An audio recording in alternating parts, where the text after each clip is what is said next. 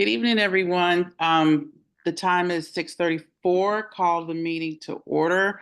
Thank you for coming to 34G's regular public meeting for May 12th. We got a lot to cover on the agenda, so we're going to get started. And I'll start with commissioner introductions going on my screen from left to right. So starting with Commissioner Gosselin. Welcome, everyone. I'm Peter Gosselin. I represent District 6, which is largely the west side of Connecticut, back to 42nd Street near Friendship Heights, with a peninsula on the east to Nevada, where I live. Welcome. Good evening, everyone, and welcome. My name is Lisa Gore. I'm the commissioner for 34G01, and I cover all of Hawthorne, portions of Barnaby Woods, basically Western Avenue to Oregon, up to Beach, and around Pinehurst Circle. Thank you for coming tonight. Commissioner Simmons. Hi, Commissioner Simmons. I cover the east side of Connecticut from Legation all the way down to Western Avenue, back to Broad Branch on the divider of Ward 3 and 4. Commissioner Nagy. Yep. Good evening, everyone. Welcome to our meeting. I'm Liz Nagy, and I'm the commissioner for ANC 34G 07, which is south of Military and South, east on Nevada, west on Reno, and then south on Chevy Chase Parkway. Commissioner Sherman. Hi, good evening, everybody. I'm Bruce Sherman, Commissioner for District 2, which is the area bordered by Military on the south, Oregon on the east, Utah on the west, and sort of Tennyson on the north, but we go up to Unicorn Lane and Oregon Knolls past that. Okay. Commissioner Fennessy. Hi, my name is Laura Fennessy, and I am SMD 04, which is between Utah and Broad Branch up to Western, includes the area with Lafayette School and Lafayette Pointer Park. And Commissioner Grunwald. Yes, hi, good evening. I'm Carol Grunwald with SMD 03. The boundaries of my SMD are Utah Avenue to the northeast, 27th Street to the east, Broad Branch Road to the south and to the west, McKinley on the north, and then it jogs north and east along Nebraska, where the boundary rejoins Utah Avenue. Okay, so we have a full outline of our meeting procedures contained in the official agenda. Regarding the procedure for tonight, just in short, please make sure you use the raise your hand function if you want to address the commission. That can be found in the bottom of your screen. If you are not familiar with the react button, if you click on that react button, the raise your hand feature is at the bottom of that. We ask that everyone be respectful of comments, not to interrupt. Make sure that you stick to the time, and we will try to get through the meeting as soon as possible. Next thing, Commissioners, is the adoption of the agenda. I know from email traffic there are two commissioners that have proposed amendments to the agenda. Who wants to go first? Go ahead, Corinthia. Commissioner Simmons. Hi, I would like to amend the agenda today for a letter of support for Lafayette Elementary. And I would like to request that this agenda item goes first. We have a couple of representatives here from the HSA, and I don't think they have the bandwidth to stay on the entire time tonight. Okay. And I will propose amending the agenda to include consideration and a possible vote on a draft resolution concerning the reversible lanes policy on Rock Creek Parkway. Okay. Any other amendments to the agenda, Commissioners? Commissioner Gosselin? I'd just like to raise a question about, I'm happy to debate the letter that Commissioner Simmons is proposing. I've got 5 completely ministerial, I think, renewals of liquor licenses, and I told people that come about 6:50. I think we can handle it in just a matter of minutes. Was there any possibility we could do that before we delve into what might be a lengthy discussion? Commissioner Simmons, was that any willingness on your part there? Well, we have 10 minutes until 6:50, so I still propose we move along and then get to the liquor license and then Bruce suggestion.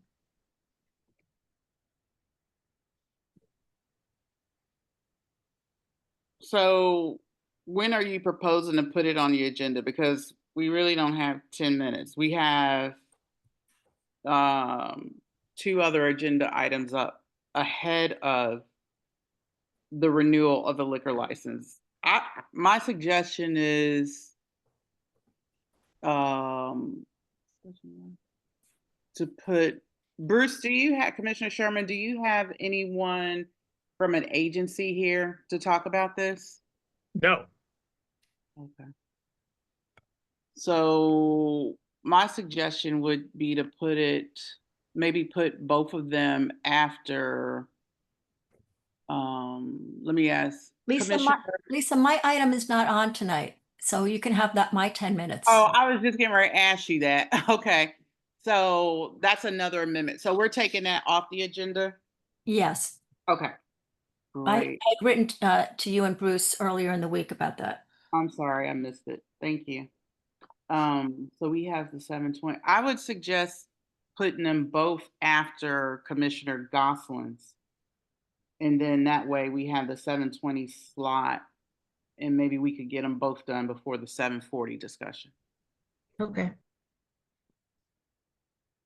Okay. Any other changes to the agenda, commissioners? Okay. I move that we adopt the agenda with the mentioned changes. Is there a second? Second. All those in favor, commissioners, raise your hand. Got it. 7-0. Thank you. All right. All right. With that, Commissioner Nagy, adoption of the ANC meeting minutes from the last meeting. Yes, thank you. I move that we adopt the April 12th meeting minutes with leave to make technical edits. I would note that Commissioner Sherman had asked to go and amend the March 24th, I believe, meeting minutes to make it clear that the ANC 2023 survey was the ANC's survey, not his personal survey. I had not mentioned that in the 2024, but it is mentioned in the April 12th minutes, just to clarify it as he requested. So there's not an amendment to a previous meeting minutes, but I did put it in this meeting minutes and I consulted with Commissioner Sherman and he is okay with that. So I move that we adopt the April 12th meeting minutes. Second. Thank you, Peter. Commissioners, all those in favor, raise your hand. Okay, that's 7-0. And on the agenda, it's reflected as March 24th. We should make sure it's April 12th. I think we've already voted on the March 24th ones and we just signed them, in fact, you and I. We did. We did. So I'm yes. just saying it's just the error in the agenda. Yes, Yeah. fair enough. Thank Okay. you. Mm-hmm. All right. So this portion of the agenda is open to residents to bring issues, questions, concerns, topics that are not currently on the agenda to the ANC's attention. And if I see that there is one person that has their hand raised. So if you would like to speak during this portion, just use the raise your hand function and we will get to you. Claudia Russell. Hi, I am Claudia Russell. I live at 5867 Nebraska Avenue Northwest. I'm an abutting neighbor to the Murray School Field at the Episcopal Center for Children. Murray did a survey of my home for pre-existing conditions. I have that report. My house has had cracking due to the construction. As you recall, the city did a stop work order to order vibration monitoring after there was vibration complaints as well as cracking in my home.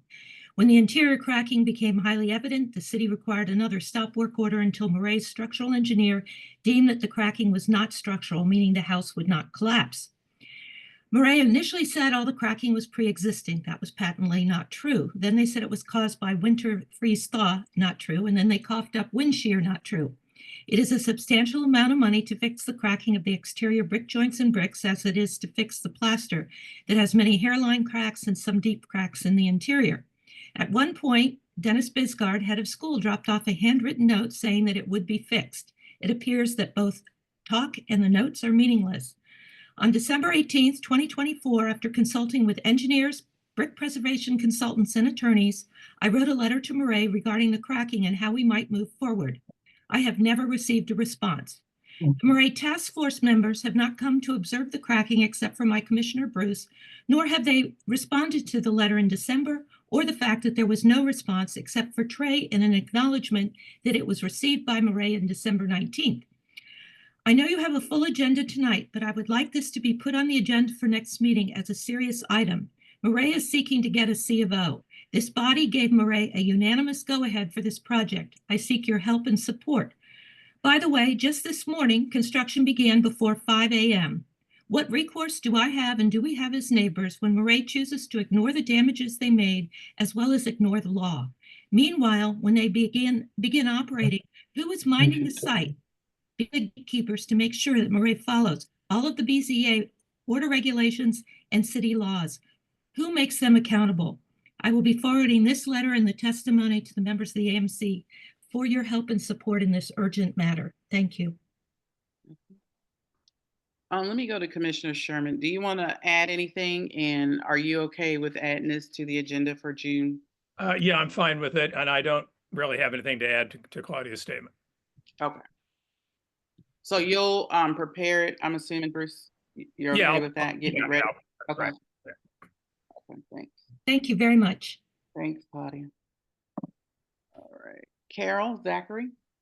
Hi. Hey, I rarely get an opportunity to thank you all, so I'm taking it right now. This morning, I heard and saw before 5 o'clock in the morning noise and activity, construction activity over at the field. And I think that's against regulations. We don't allow people doing that until 7 o'clock. And I want the ANC and Murray to ensure that this never happens again, please. I leave it in your hands. And thanks again. Thank you. Commissioner So, Sherman, yeah, yeah, just to let you know, let the community know, I live directly across the street from the field, so I heard the construction activity at about 6:15 this morning, not at 5, but I was asleep then. In any event, I did contact Murray immediately and their contractor to let them know that they would likely be hearing from neighbors about this, and in fact, that did happen. As Carol Zachary is noting, and they responded to say that there was an emergency situation on the field that they needed to address, but they were very sensitive to the normal work hours, and they would resume normal procedures, meaning this should not happen again. Thank you. Thank you. Yeah. gotcha.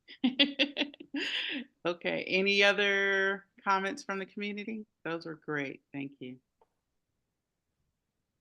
Okay, seeing none, we will proceed with the agenda and turn it over to Commissioner Gosselin, who has a lot of liquor license renewals for us.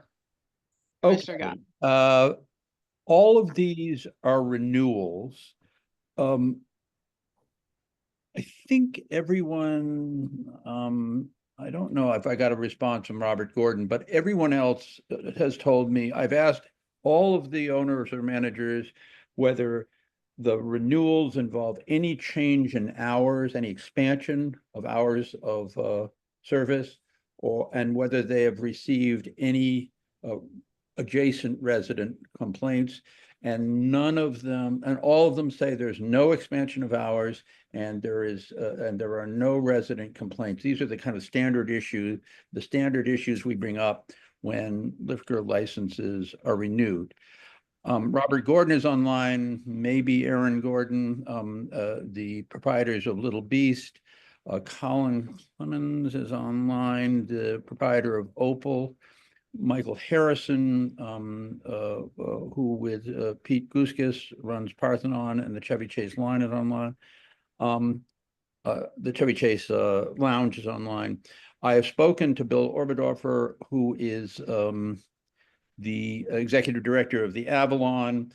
He affirmed no change in hours, no complaints, and points out that they close at 8:30 after the beginning of the evening show. So they're very early closers anyways. I think Whit Conway, who is the new proprietor of what's now called, not having rebranded as Skips on the Avenue, was going to be on. I've spoken with him today. Again, reassurances on the very points that I've just said. So my proposal, if commissioners have questions, let's field those. If anybody online has questions, let's take care of them. But I think that these are all institutions that have been long on the avenue, are good corporate citizens, and I think we ought to just approve these in block. Mhm. Any questions first from commissioners? Okay. Yeah. Commissioner Gosselin, let me ask you, are you going to do separate letters for each one? Well, I think I have to, don't Or I? email? Yeah. Yeah, I mean, do you think that requires us to vote Oh, separate? yeah, I think we definitely need to take a vote on it, but I agree with you. I think we could vote it in block. Yeah. But my question was, and I know Commissioner Simmons had mentioned this too, we have not really been posting our approvals of liquor licenses. If and when you do your letters, if we can just get them, make sure we post them in Absolutely. our documents folder. Yep, will do. So they'll be online as well. Okay, thank you. And so I guess just before we take a vote, anybody in the community have any questions or comments about any of these 5 establishments? Okay, well then I think we can just go to a vote. So I move that we approve all of these, the liquor licenses for all 5 establishments: Little Beast, Opal Restaurant, Parthenon Restaurant, and Chevy Chase Lounge together, the Avalon, and Skips on the Avenue. Do I have a second? A second.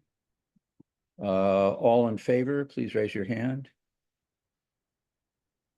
Okay, I think, yep, okay. All Done. right. Thank you, Commissioners. Thank you, Commissioner Gosselin, for getting all that together.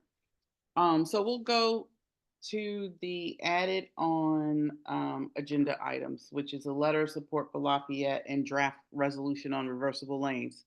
Who wants to go first? Corinthia, do you want to go first? Because you said Yeah. you have Yeah, folks I'll here go from first. Lafayette HSA, so. Yes, I'll go first. So basically, just for the community's education, the HSA, which is the Home and School Association at Lafayette, as well as the Lafayette principal, had wrote a statement in regards to an incident that happened a couple weeks ago. And so I drafted a letter of support for, I drafted a letter of support that also condoned saying that the ANC doesn't support harassment behavior to community members, as well as supporting the statements made by Lafayette's HSA, as well as Principal Prawl. One of the co-chairs, I know some of the commissioners had wanted more details for the incident. However, we didn't want to divulge because, some of us were not at the event, at the incident, but one of the co-chairs of Lafayette's Belonging Committee, which is similar to the ANC's Racial and Social Equity Committee, the Belonging Committee promotes making sure that community members of Lafayette feel that they belong in part of the community, anti-racism, and it promotes equity. So I just wanted the ANC to draft a similar letter of support so that our community members feel supported and that the ANC doesn't condone anti-racism, We don't condone racism to community members. Let's say.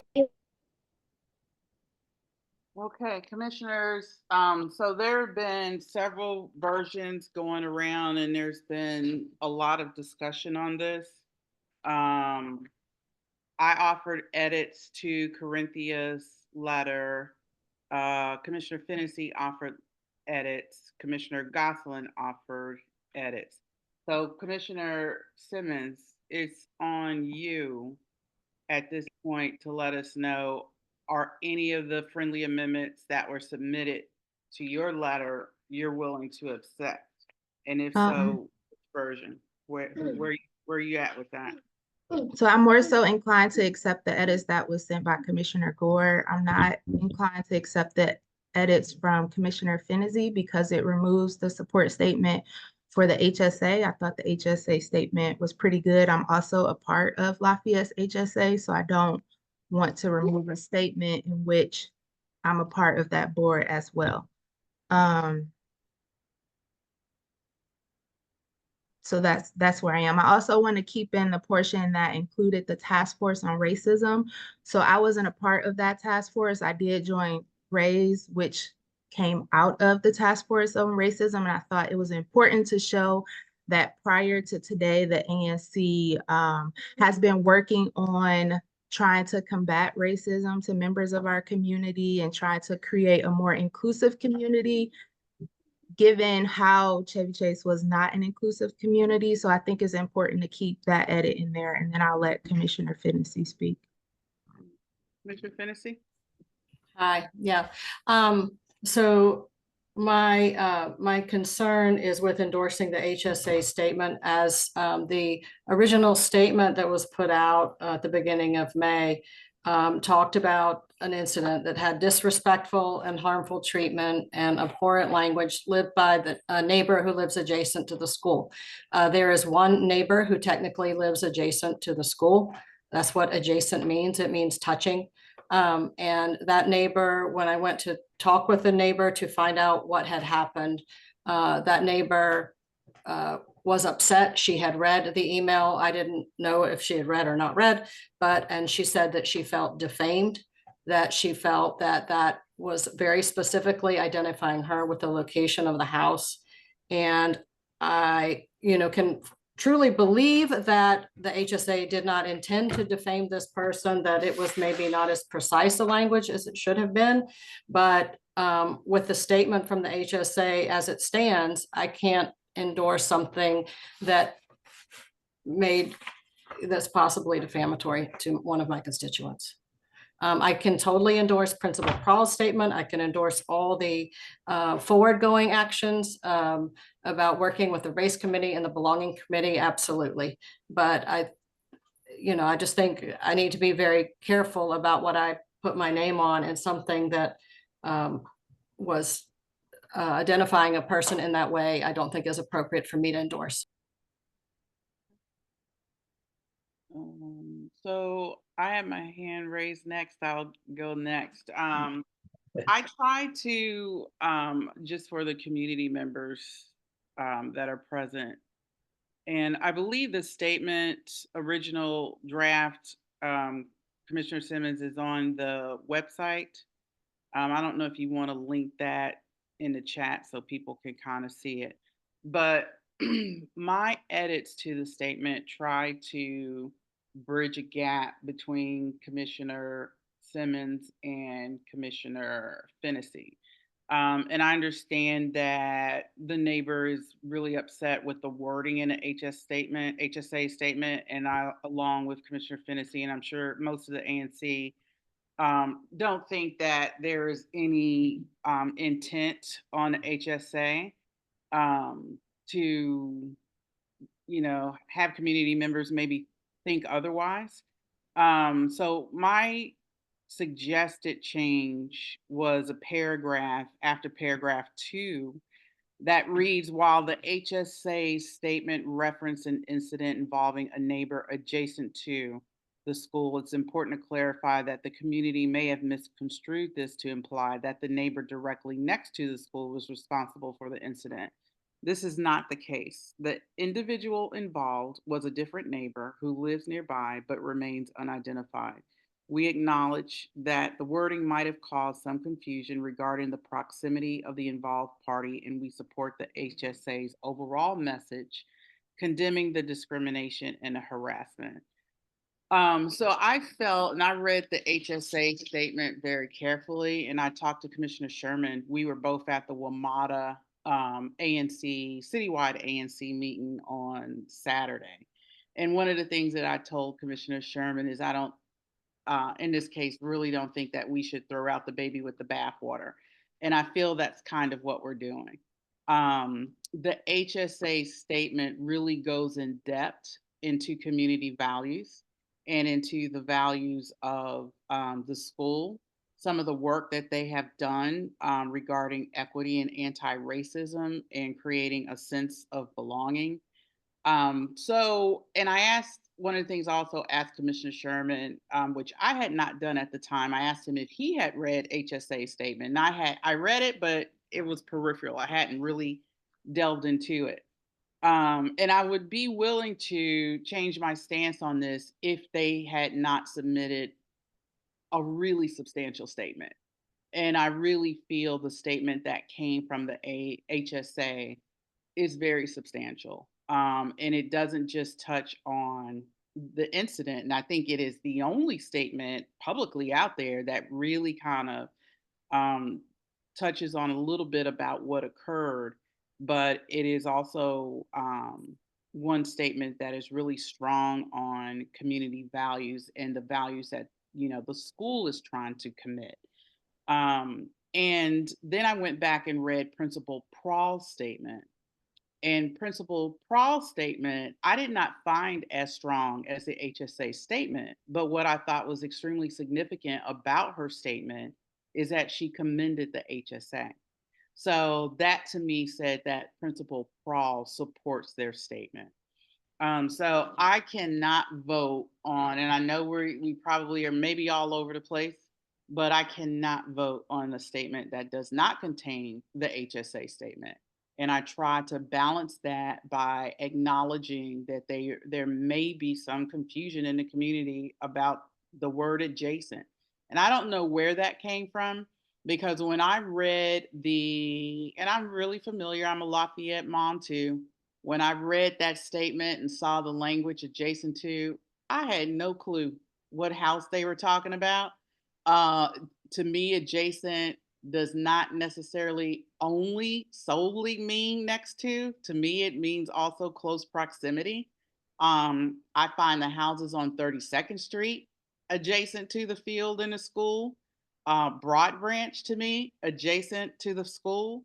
So I think that word means a lot to a lot of people. And I mean, if the neighbor felt defamed, I think that's something that, she should take up with the school, and maybe the HSA will reissue something.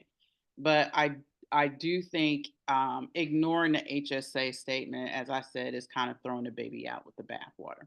So that's just my statement on that. Commissioner Gosselin. Yeah,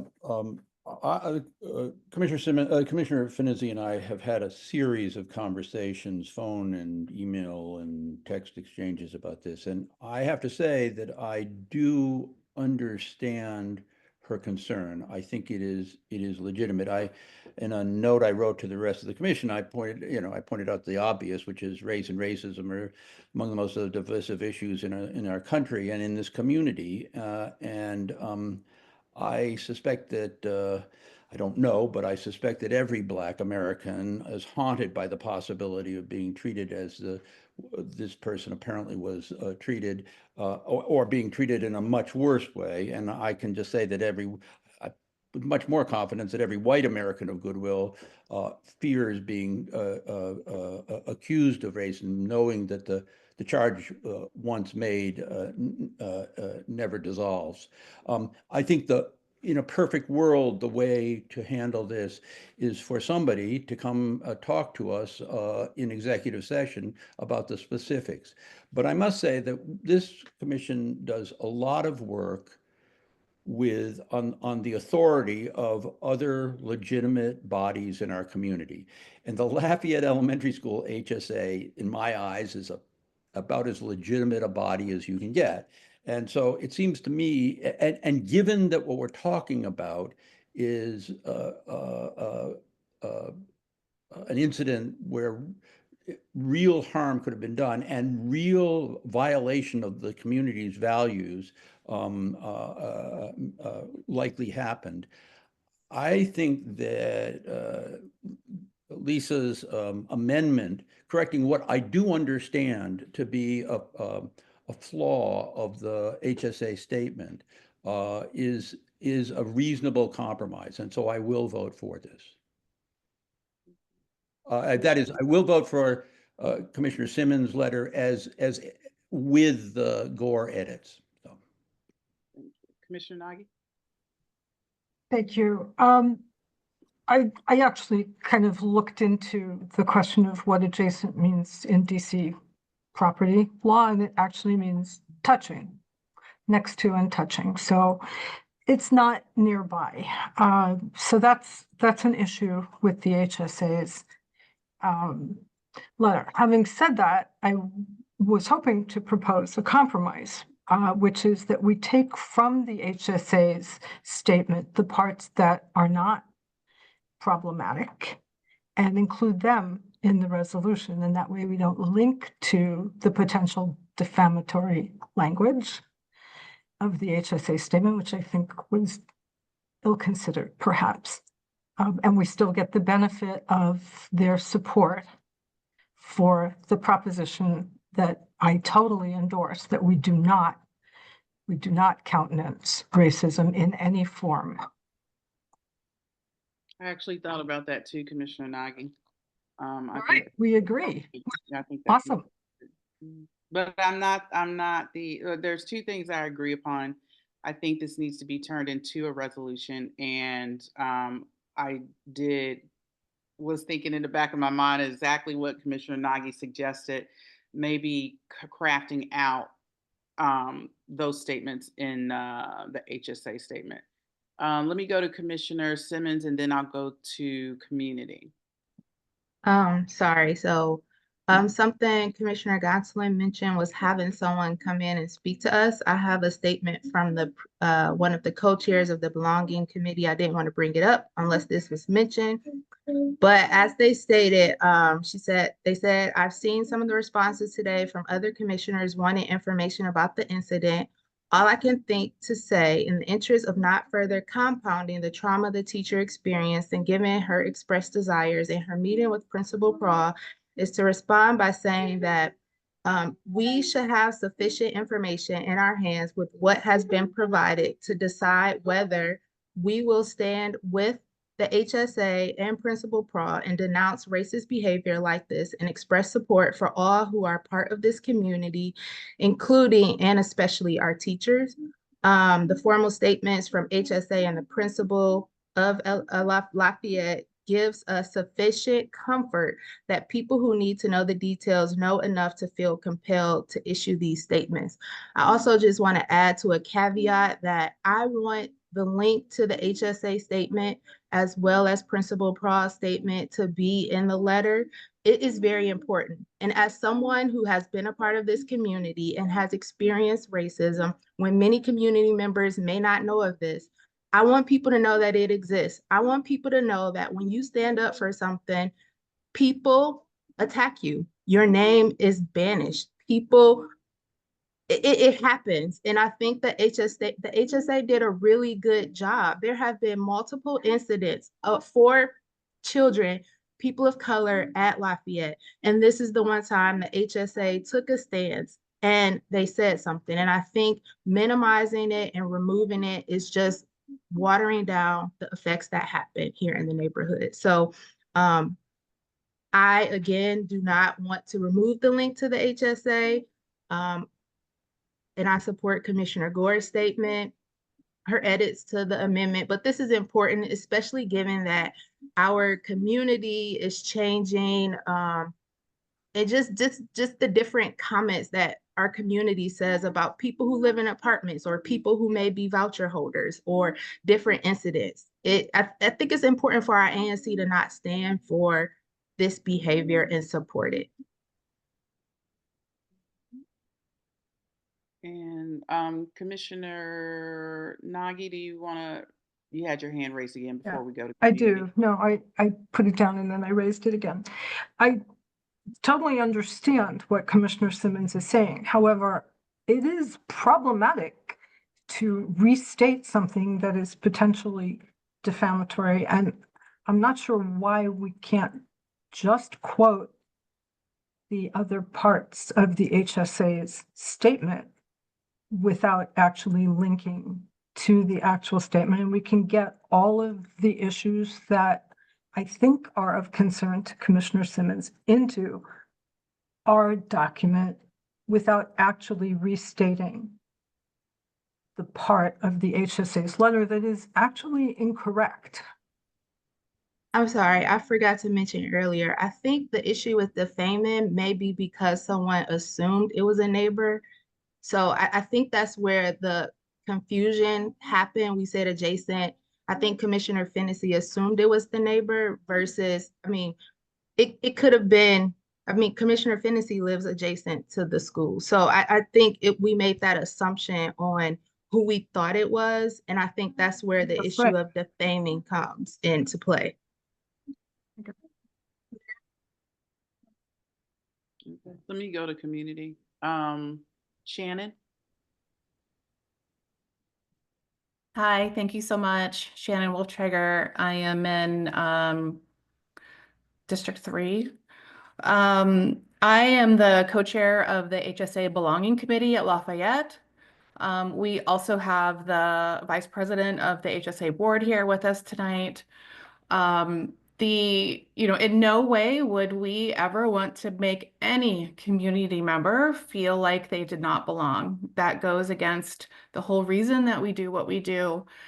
And so I'm happy to clarify that in the HSA statement. I'm happy to revise that so that it does not say adjacent and so that it says nearby or whatever the appropriate term is. Laura, let me know Commissioner Laura, let me know what you feel comfortable with. I mean, I don't even know if it's as relevant to even say the location like nearby, but if I think nearby would be fine, and then I would be fine.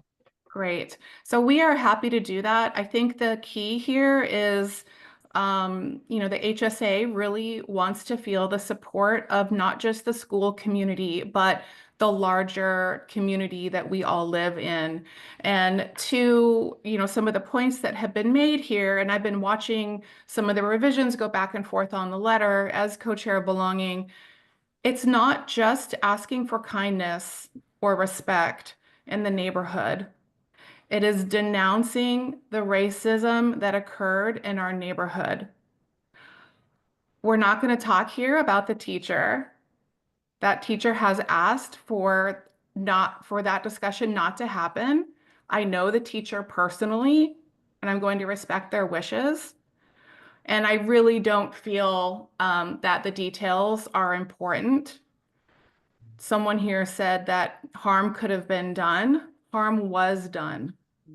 The teacher was in tears. They were terrified. They should not feel that way coming to work to serve our community and our children. This is what the HSA is looking for. The support of the community leaders like yourselves, the community members that are here tonight, in saying that racism and the behavior associated with racism has no place in our community. And I'm happy to answer questions on behalf of the Belonging Committee or defer to others here that are here tonight on behalf of the HSA. That's excellent. Thank you, Shannon. Javay, I hope I pronounced your name correctly. You did. Thank you. Hello, everyone. I am a Lafayette parent, and I was there that day. And not to speak to the details, but I just wanted to make a statement that my middle school son was there, other kids were there, it was not just the teacher, it was the community that was affected. And I was proud to tell my middle school son that HSA wrote this statement and to let him read it. And to let him know that the community there, because it was a conversation that went on for a couple of days of why he didn't understand why this happened and how mean it was. And so I think what the HSA has done, what Principal Powell has done, and what hopefully the council does to support and denounce racism, I think is really warranted. And I just wanted to say that I, as a parent and as a witness firsthand, really appreciate what the HSA is doing to support the community. Thank you. Sorry. Okay. So maybe we have a compromise with Shannon's willingness, and thank you, Shannon, so much, and Javay for speaking out on this, and maybe getting us to a compromise. If we could, and Laura texted me actually before Shannon was speaking and said maybe we could say nearby and regrets any distress the original wording may have caused. Would you be willing to accept that as a change given what Shannon said, Commissioner Simmons? Yes. Okay, so that would remove, so we would Yeah, we're going to remove or some of the community paragraph you may have edited, right? misconstrued, yeah, to clarify and add that the HSA, and we could also put in there that they intend to, you know, put out a revision or however we want to word it. Yeah, I think that's great. Just to, I don't want to belabor the point because I know we are at a crossroads, but I was on a task force for racism. I was a commissioner that drafted the resolution to make that task force a permanent standing committee of this ANC, which is called the Race Committee, Racial and Social Equity. So we don't just look at racial incidents, we look at also social equity issues as well. And this is why. And I can tell you as a commissioner, I've experienced a lot of stuff on this commission, especially when it comes to issues around a civic core and treatment, because of my position on that. So thank you for the community members. My heart goes out to the teacher. And I do think it's really important to continue to have these discussions. When that happens to you as a minority community member, and you know, like Commissioner Goslin, I've been in your house many times, you know, breaking down over these issues. It is life altering. It is life altering. I mean, I can just say it just as plain as that. It's not something that happens and you get over it or you move on to the next day, and you're fine. I don't know if we're ever fine. I really don't.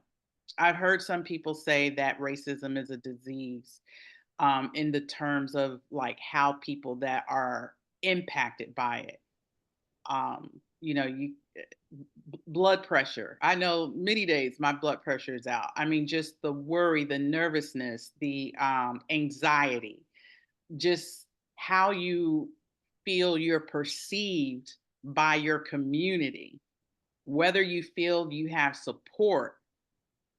This lady has to go to work there. It's traumatizing. These events are traumatizing. When this happens, it's traumatizing. And you know, they have a very important role in I mean, can you imagine our kids that go through this? And that's regarding, you know, sexual orientation. And that's why race takes a broad stance, because we have all of this in our community. And it's something that we have to look at. And I'm glad the ANC had the honest discussion with each other. I'm glad the community did as well. And hopefully we're at a place where we can pass this as a resolution with the suggested changes. So with that, Commissioner Simmons, do you want to put a motion on the floor? Yeah. Oh, Oh, Goslin. Commissioner Goslin has his No, hand. I'm sorry. No, never mind. Never.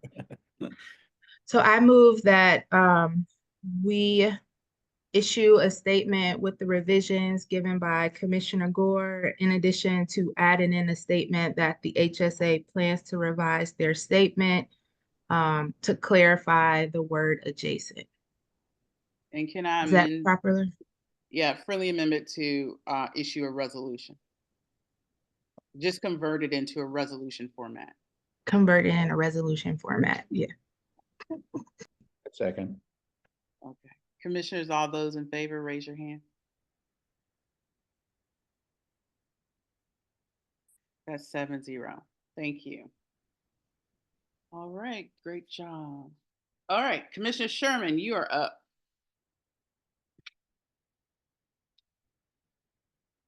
You're on mute, Bruce.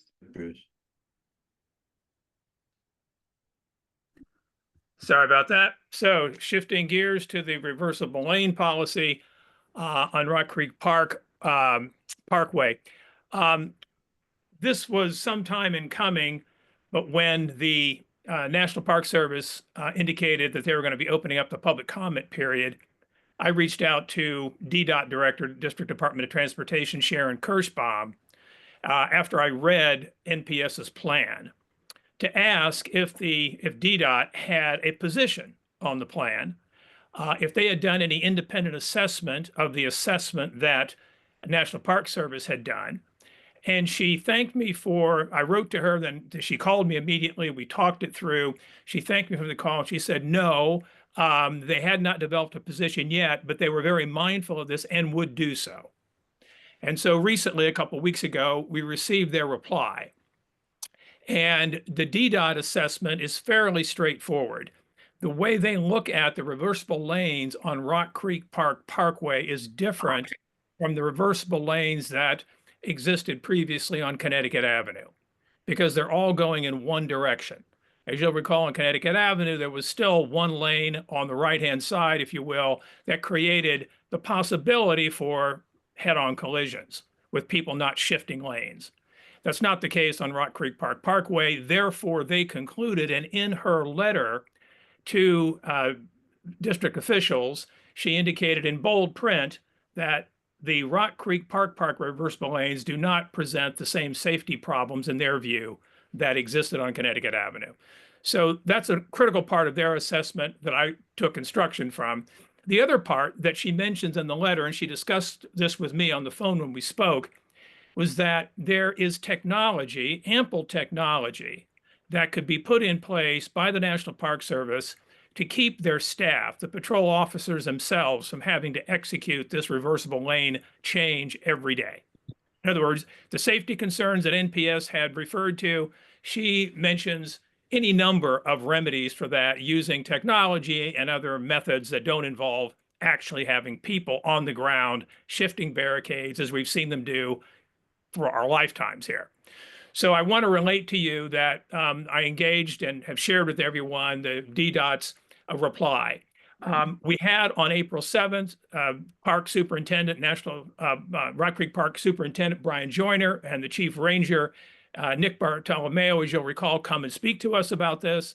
They focused on the reversible lanes issue. I asked them to do that so we could hear in full their views. So we've taken into account their positions in addition to reading their plan. And then, as all of you know, I, in the first instance, asked my own constituents, many of whom had reached out to me about this, expressing their concerns about the reversible lanes. So I launched a survey. So I didn't hear from just 1, 2, 3, 4, 5, 10 people, but heard from as many people as possible. And then I opened it up to the entire community. So we now have nearly 220 responses. Approximately 80% of the people who have responded are opposed to ending the reversible lanes. And they've provided something north of 140 comments. So it's not just checking a box. They actually said what they felt about this. So I think we can deduce from that fairly strong sentiment about this issue in the community, being in opposition to it. So given all those factors, I think we've done our due diligence, done our homework. My resolution says that we stand in opposition to NPS executing the reversible lanes policy. In other words, leave the reversible lanes policy as it is. That's what the resolution says, and I'm happy to have comments, but I'm looking for your support on that. All right, I have a question. Yeah. Can you give us a little bit more information on the survey by SMD? Like, what did SMD01 say? Well, I didn't break it out that way because I just had it initially as my SMD. So it's SMD, it's my, well, but it was my SMD in the first instance that I was sampling. And so then if we do this going forward, I'm happy to always have a breakout by SMD, but it currently is about 50-50 my SMD and all other ANC SMDs. So it's a 50-50 split, but we're talking 200 plus people, right? Wait a minute. So you're saying 50, well, it's split in favor and against? No. So let me be very clear. I'm Okay. saying of the total respondents, about half are from my SMD, Oh, okay. and about half are from other SMDs in ANC 3, 4G, but 80% of all respondents, no matter where they reside, are opposed to the NPS plan. Okay. Okay. Commissioner Gosselin? You're muted, Peter. I think the one part of the resolution I might suggest a change is I think several commissioners basically the SMDs of several commissioners would be implicated if the reversible lanes were changed and more traffic ended up on local streets. So I think at the end where you might want to list several of the commissioners on the Ward 4 Rock Creek Park side of the ANC community as responsible for seeing this resolution through. Sure, happy to do that. Commissioner Nagy?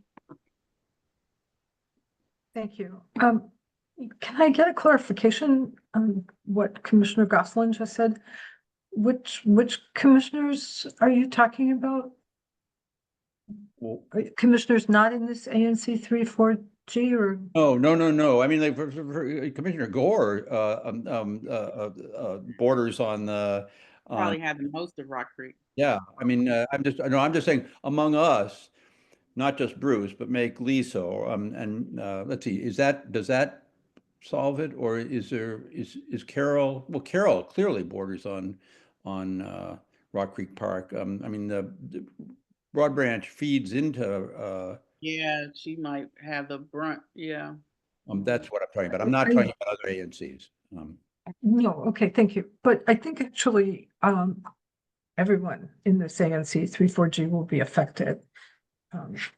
That's how I commuted for 30 years to my job, actually closer to 40 if you count the time I lived on Connecticut Avenue. It will absolutely affect every single SMD in the ANC. I don't think it's just limited to the ANCs that border the park. And I just want to make that point. And can I second Commissioner Sherman's motion for his? We don't have a motion on the We don't floor. have a motion yet? Okay, We're in All right. discussion.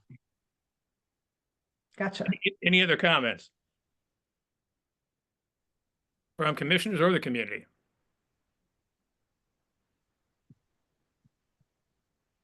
Bruce, Commissioner Sherman, when is the deadline for comments? May 17th.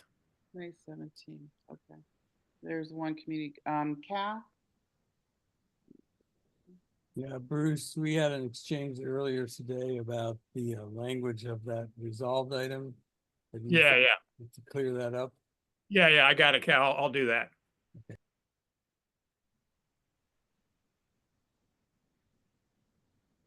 Any other comments from commissioners or community? Commissioner Sherman, you want to put a? Yeah, motion on- so I move that we adopt the resolution as stated with the addition of other commissioners whose territories, districts are in proximity to Rock Creek Park, and with the change that Cal Simone recommended, which is in the resolved area, just to clarify that the resolution is advocating continuing the existing policy, not supporting the change of policy. So I will clarify that language in the resolve section.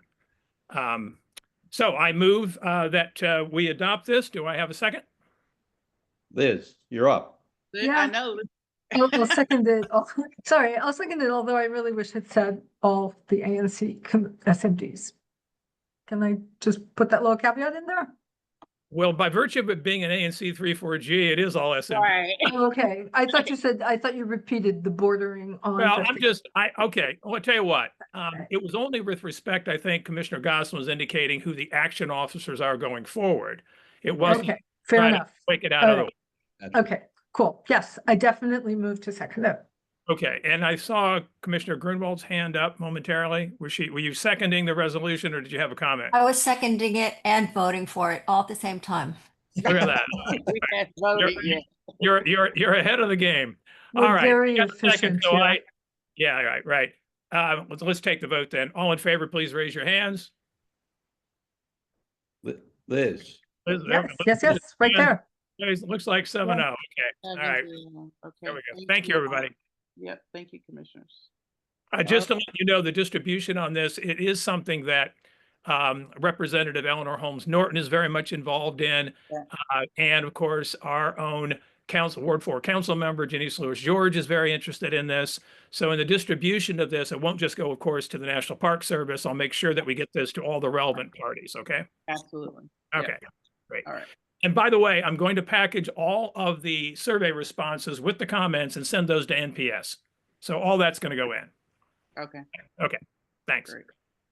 All right. Next big agenda item, Civic Corps disposition. And I think we have on the top to discuss the survey. So survey committee update. And I will turn that over to Commissioner Simmons and Sherman.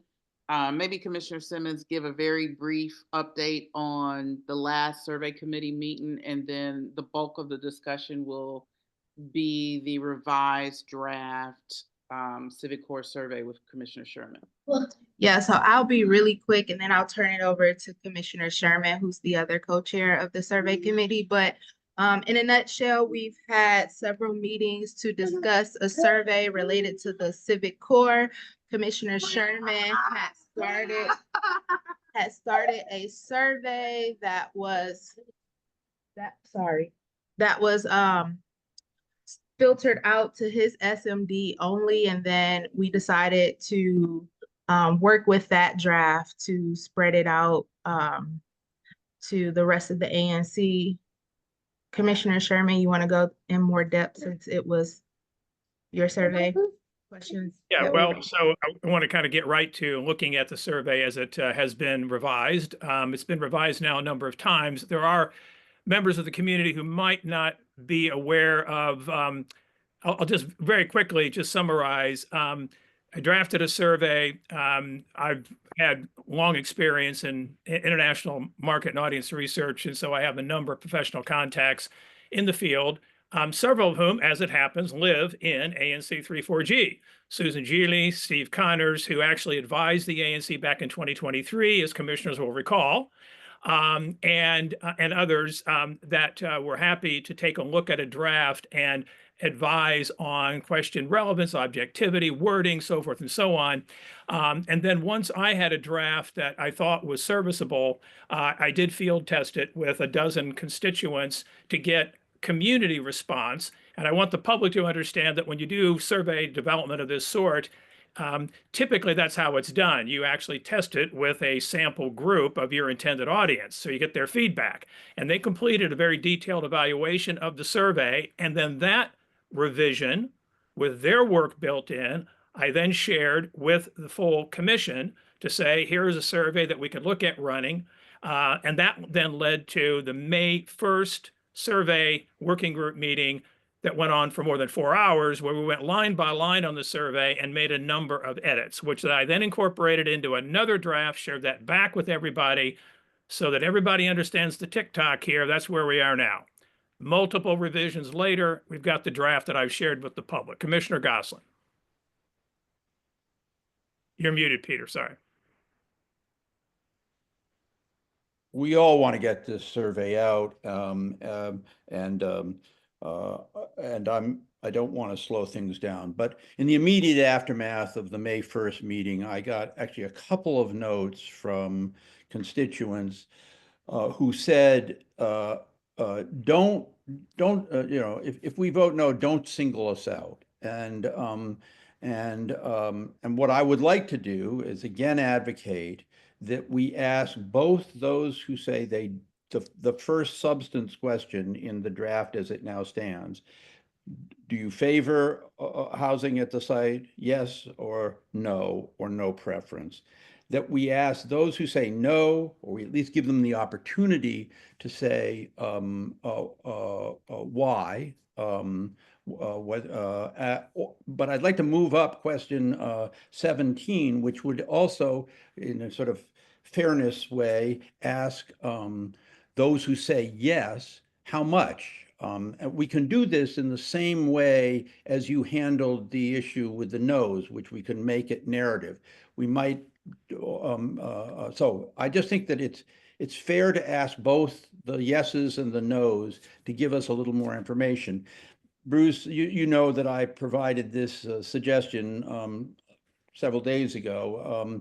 And you said, well, it breaks up the flow, but I think there's an easy way to fix the flow. And I described it in a note. I can read this if there's any interest in this. I just think that saying to just the no's, you give us some more information is going to. I mean, I think we ought to treat both sides fairly. And I actually think by bringing up and asking the yeses to do more explaining, we're being fairer to the no's. Well, let me, maybe we'll take comments and I'll come back because I don't know if Commissioner Grunwald has a similar comment. Commissioner Grunwald. Yes, hi. Okay, so I have a different comment. So in the past week or so. Grunwald, hey, Carol, can I just interrupt one quick second? If it's a different comment, should I address Peters so we can take these in turn? Is that fair? Okay, that's fine. Okay, so Commissioner Gosselin, again, we've had an exchange on this. For members of the public who might not be exactly sure what we're talking about, the first question after the demographic questions or questions related to your age and which SMD you reside in and so forth, is a question that simply asks people if they support the addition of housing at the Civic Core. For those who answer yes, they skip to the questions that then get at design elements and so forth related to the Civic Core.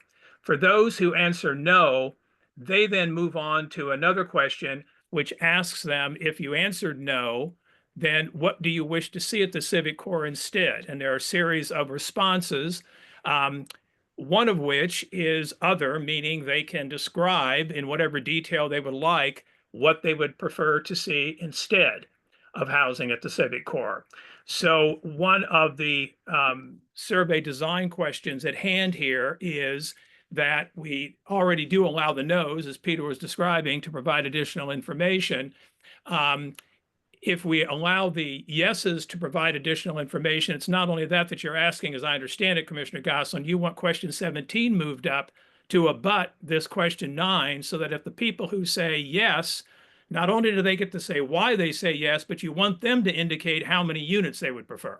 That's right. And let me just say, what I am not proposing is that we take away the question about what, in the case of the no's, the alternative is, or in the case of the yeses, what the additionals are. So my proposal is that we have the yes/no question. We ask the no's to comment about why they're no. We ask the yeses to say, give us a range. Are you for 200 units? Are you for 5 units? Just give us a sense of how much you're talking about. And then we simply slightly modify the question about alternatives to retitle it as alternatives or additions to housing at the Civic Core. And we change the question to read something like this. If you answered no to question 9, which is the yes/no question, the yes/no preference question, what alternatively do you wish to see at the Civic Core? If you answered yes to the yes/no question, number 9, what additionally do you wish to see at the Civic Core? So we have the tree goes yes, no preference, no's, how come, yeses, how much, and then the question of, well, what else or what in addition would you like to see at the Civic Core? This, I think, solves the flow problem, Bruce. That was why you objected to my suggestion. And just by the way, one other thing I'd say, Bruce said in his opening remarks that he sort of road tests these things. Well, the question I'm suggesting here, the new question for the yes is now question 17 in this. So it's been road tested. It's just I'm suggesting a different place for it. So a couple of things which we've privately or separately talked about here, and I think it came up also at the May 1st working group meeting.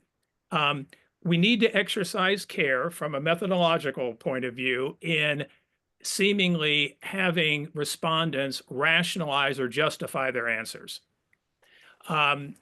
We want a survey that's as simple and as clean as possible. We do have at the end of the survey an open comments box. So that's one point. The second point is that the question about the number of units is in the survey already. It just doesn't abut question number 9. When we put that question next to number 9, it's going to cause a rewrite as you're discussing of the flow because we have skip logic in it now. We'll have to go back and change that. I guess as a kind of a question I have is what are you hoping to gain when you ask the people who respond yes to say why when they're clearly for housing, right? I mean, let me say, Bruce, we've had this discussion before. I think there is substantial support, and in this we may differ, and I may differ from other commissioners. There is support for housing and affordable housing at the Civic Core, but I think there is support. I think among many supporters, there's support for much fewer units than, for example, the 8 proposals that we have before us now suggest. And so what I'm trying to get out of the additional information I would like to get out of the no's is kind of why are you opposed because this has always been public ground and so on and so forth? Are you opposed because you think of disruption? Or and from the yeses, I'd like to get a sort of I don't know what it's called in survey language, but sort of heat. Like, what are we talking about? We talking about 20 units? We talking about 200 units? Sort of ranges. And as for changing the skip logic, I mean, this is, as we have observed, this is a pretty simple thing to do and in fact, you would not have skip. If you said no, you would go to this open box, and we can make a parallel with the yeses and have them say, would you give us a range of how much? And the issue, the reason I bring this up is actually because of people who are opposed to housing at the site, who messaged me after the May 1st plan saying, you're singling us out and asking us for an explanation. And so I'm trying to find a way to ask both the yeses and the nos a question, like give us a little more about why no or why and what yes, how much, right? And then both of them can feed back into whatever the number is, unit 4, section 4, question 10, in the way I describe. I honestly, I think, you're mystifying it if you make this sound like it's an immensely complicated thing. And again, as I say, the question I suggest is, to be clear, I'm not saying it's immensely complicated. I'm just saying I don't agree with you. And I've explained my disagreement before, and we don't agree. So I'm not trying to demystify it or mystify it. I like the flow the way it is. I don't see the added value in asking people if they say yes, why they're asking. The question 17 that has the number of units is not so far removed in the survey that moving it up is going to make any big difference. It does disrupt the flow where it is. And we're asking the people, no, we're not singling them out. And in the survey, as I tested it with my test group, nobody raised an issue with it. I don't dispute that you had someone call you about it, but it didn't come up. But anyway, that's just kind of, where I am. I'm happy to listen to other views on this. Does anyone want to respond to this particular issue? Carol, you've got your hand up. Cal does. Lisa does. Liz does. Carol, your hand was up first. Do you want to respond to this? Was it your? Yeah, I'd like to I could respond to that quickly, but I'd really, but I don't want to give up my turn because I have something No, we'll come back to more you. important. And so I agree with you, Bruce. I think that we were already asking people how many units they want, and I don't see what purpose there would be in moving it around. But I'm going to keep my hand up for the more important thing I want to talk about. Okay, great. Liz, then Lisa. Okay, thank you. I'm gonna throw the cat among the pigeons and say that I have an issue with calling them units because 100 three-bedroom units is a very different density from 100 studios under DC law. So if you just talk about units, who knows how many people will be on that site? And if you're trying to find out whether people favor what kind of density of housing people either favor or don't favor on the site, that needs to be explored. We need to make that clear. So just again, harking back to the May 1st meeting, the number of people that might reside there came up, and I think we agreed that we would include that in the presentation document that people will be looking at Okay, to visualize and compare these 8 different design concepts, not the survey itself. if you ask them how many housing units they want, and Right. they say 100, I don't think they necessarily understand that 100 units could be anywhere from 100 people to actually 600 people. So- And there's quite a delta there. Right. So just something for members of the community and members of the commission, perhaps even on this, just to have in mind. A survey of this nature, by its nature, is not going to provide infinite detail at every question to try to break out everything for people. It just doesn't do that. They're proxies for density. So if you say, I favor only 50 units, I don't favor 200, you're expressing a preference about density broadly speaking, right?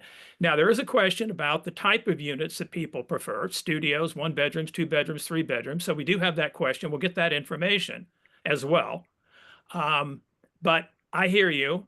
It's just that that's my explanation of why the units works, because it's a broad measure, right? But we will have information about the numbers of people potentially of the range that you had developed based on your consulting DC authorities in the presentation document. So hang on to all that, Lisa. Okay. So I just wanted to, well, piggybacking on the immediate, also units in terms of density is in line with the RFP. I mean, the RFP is not asking for the number of people. I just don't see how we're going to connect that into a survey response when we're trying to respond actionably to the RFP. Regarding Peter's suggestion, I guess my question was too, I'm trying to figure out if why is the question that we have in there, and I understand your point, Peter, and maybe there could be something open-ended, but when you talked about the number of units, why is the question that we have already in there not sufficient? Or could there be something added to that to maybe help with your concern? My concern is not the question, it's the placement. My problem is this: we have yes, no preference. And then given Bruce's structure, we drill down on the no's. And then we give the no's, not the yeses, the no's, the option of telling us what they'd like there if there wasn't housing. Well, I mean, 2 things. One is that makes us basically ask the no's, well, give us more information, but it doesn't we're not asking the yeses to give us more information. So just there's a fairness issue to the no's, not the yeses, right? But the other thing is that in the section 4, the one that's now titled Alternatives to Housing at the Civic Core, and I'd retitle as Alternatives or Additions to Housing at the Civic Core, we offer the yeses the opportunity to say, well, I'd also like a senior center, right? I think it's sort of, it gives the no's, it first exposes the no's in the way that we ask them to explain themselves, where we don't ask the yeses. So that's a fairness issue. And then we say to the no's, here's a lollipop for answering no. You can have some alternative without giving the yes people the opportunity to say they'd also like, a senior center or a more green space, So I think that I don't think there's anything terribly complicated about this. And I don't have any other wording. I'm not debating the wording of what is now question 17. I would just move it up, change a little wording and the thing that would follow it and be done. And look, we need to get this done. I think this is important, but I won't fall on my sword about it. I do think that there's a tilt at the top in the first instance to being a little unfair to the no's by asking them to explain and not ask the yeses for anything. And I think that it just lets the no's say alternatives when the yeses may want some of those alternatives, and we should offer them the opportunity to speak, to say that too. Thank you. All right. Lisa, did you want to carry on? Did you have another comment? No, I just don't know how to make that part work. I'm trying to think of a compromise to it. Well, let's take a few. There are people that may want to weigh in on this, and it may become even clearer or less clear in any event. We'll see how the community comments go. I think it was Andrea, then Cal, then Shannon. No, so, no. all right, Carol, I'm going to come back to you on your other issue then. Okay, I gave up my raised hand to respond to Peter. Gosh. I understand. I'm only trying to address this one question set. Okay. All right. Your All right. other questions, and they'll All get right. comments on those too. So if you're holding your hand up because you want to comment on this question area, No. by all means, come into this. Andrea? Okay. I attended the last survey meeting that was public, and I somehow came away, I didn't realize that the no's were going to be required to explain themselves. Is that set in cement? Because one way of eliminating the unfairness of one group having to explain itself and the other not explain itself doesn't have that same requirement is to require neither of them to explain themselves. And if in fact it's set in cement, is it a free-form answer that you're looking for in terms of justification, or are you going to offer options, check off one or all that apply? Understand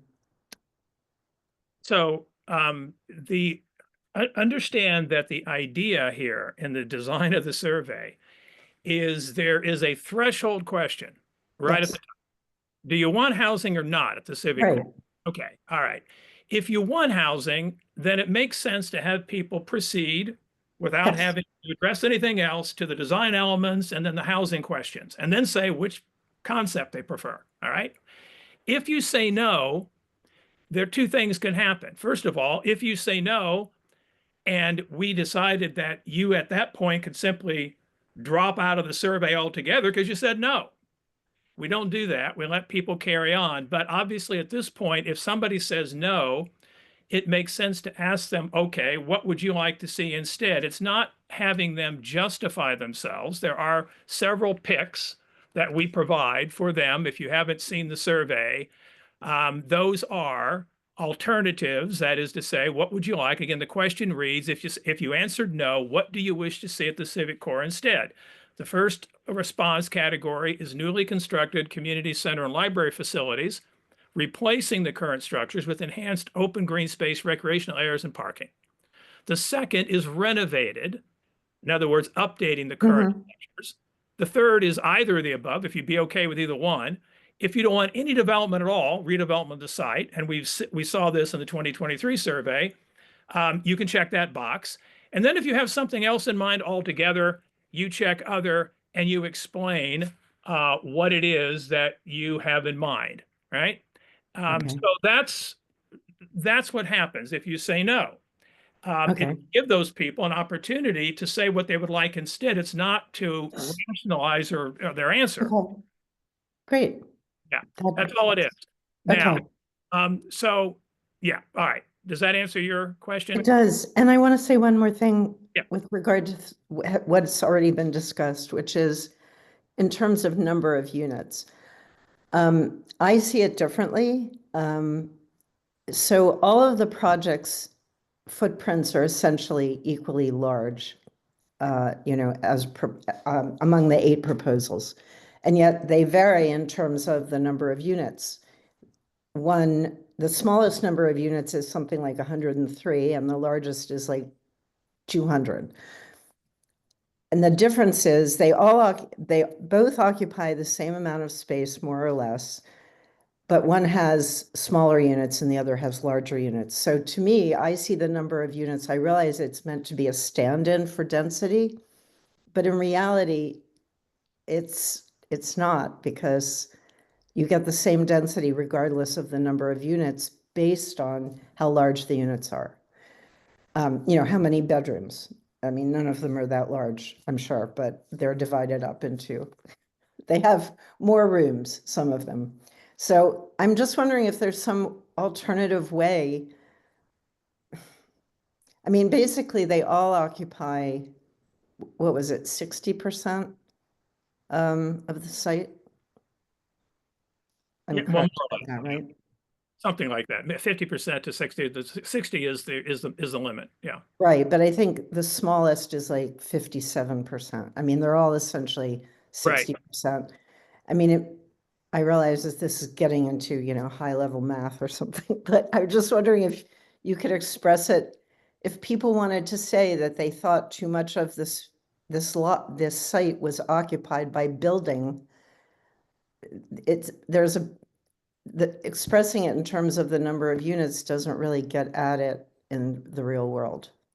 Right, but it's not perfect.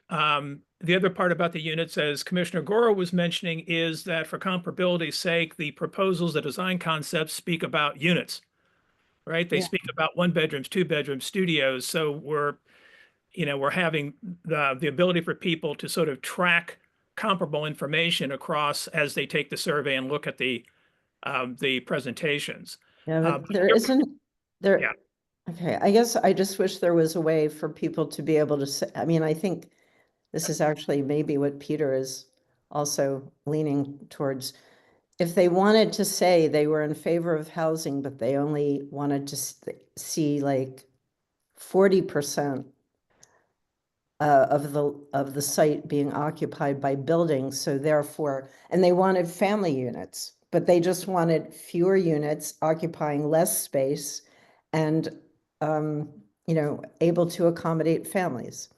So what they do in that case is they write a nice comment at the end of the survey. Okay, all right, okay. Keep in mind, on the 2023 survey, we had nearly 2,300 ANC 3-4G respondents, and we had 900 plus comments. There is an open comments box at the end where people can add whatever they like, and they take advantage of that. They do that. Cal, you had your hand up, then Shannon. Okay, I want to cheat a little bit because I have another item that I just want to sneak in so I don't have to make the meeting go faster. At the very first paragraph, it says hereafter. I think it should say hereinafter, just to make that comment. Okay. The other thing is, so about this topic, there was a discussion, I think it was in the last meeting, about the why being a big, like, valuable information to us. And there's never been a question we've asked people why they feel one way or the other. And I thought there was a discussion about saying we could make this an optional, why do you feel this way? I don't know how you want to word that, with an open box and but a prompt that actually asks them that question and a clear statement that this is an optional thing. Because I think neither Peter's suggestion nor what you have there in the current one gets at the heart of it. Right. So imagine it's not having people justify themselves. Right. I understand. I understand. But here's the thing too about a survey like this. We want it to go as briskly as possible. If right up front, we ask somebody if they support housing and they say yes, and then we say, tell us why. I'm taking the survey. I have to stop and I have to think about why I support it, and I have to write something. Now that's optional. They don't have to do it, perhaps.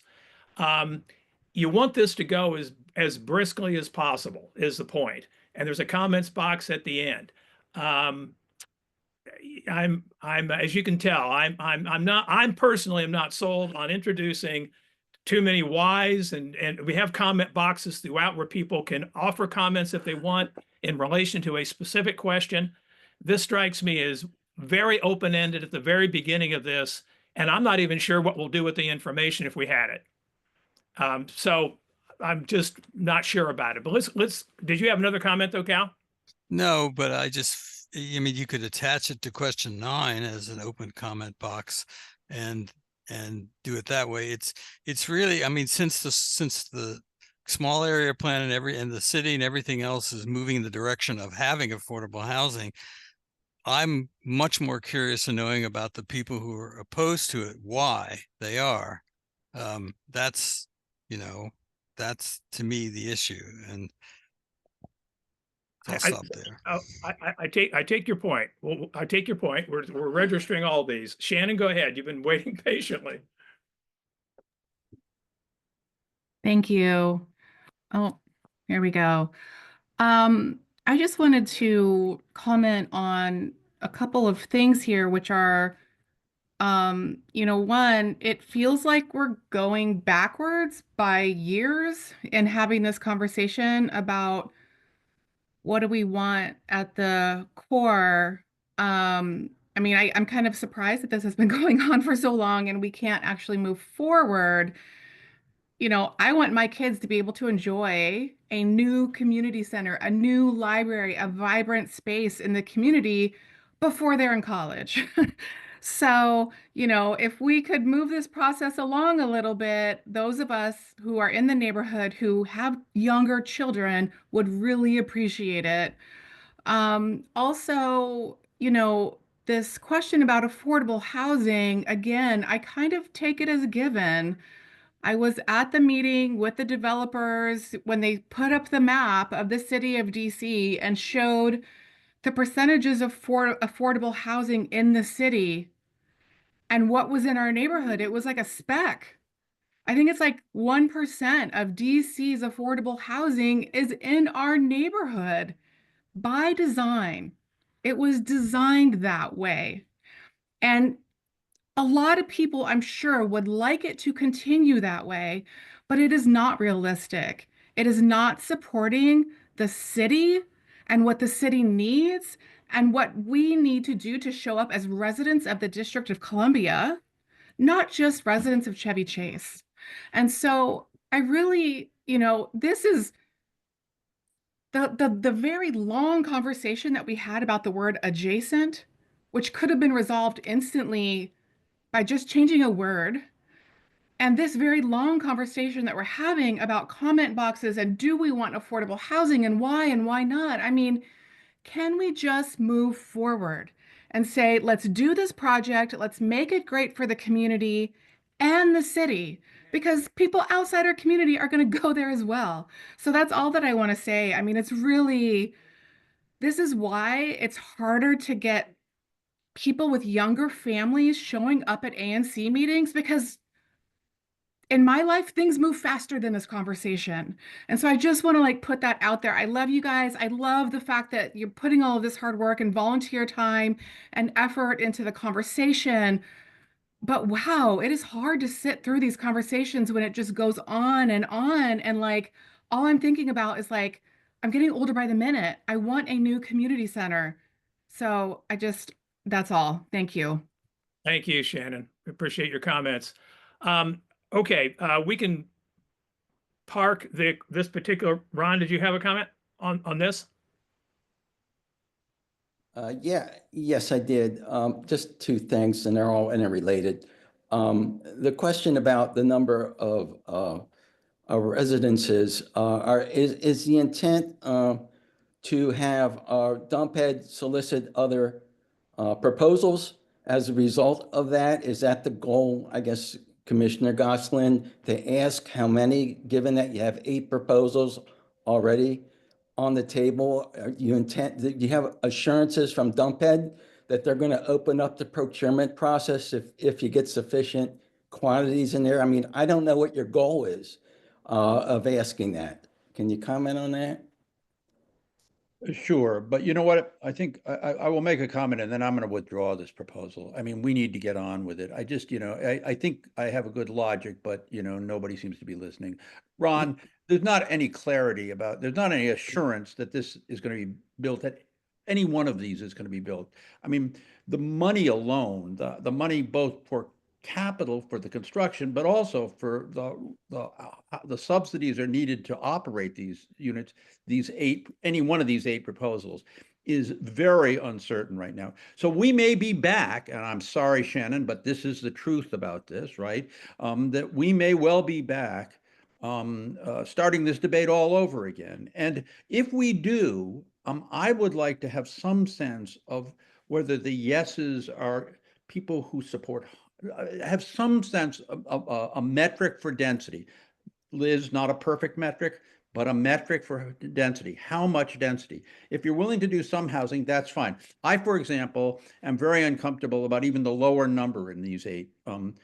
So I'd like to know whether the community of people who say yes to affordable housing are saying yes to hundreds of units or dozens of units or scores of units.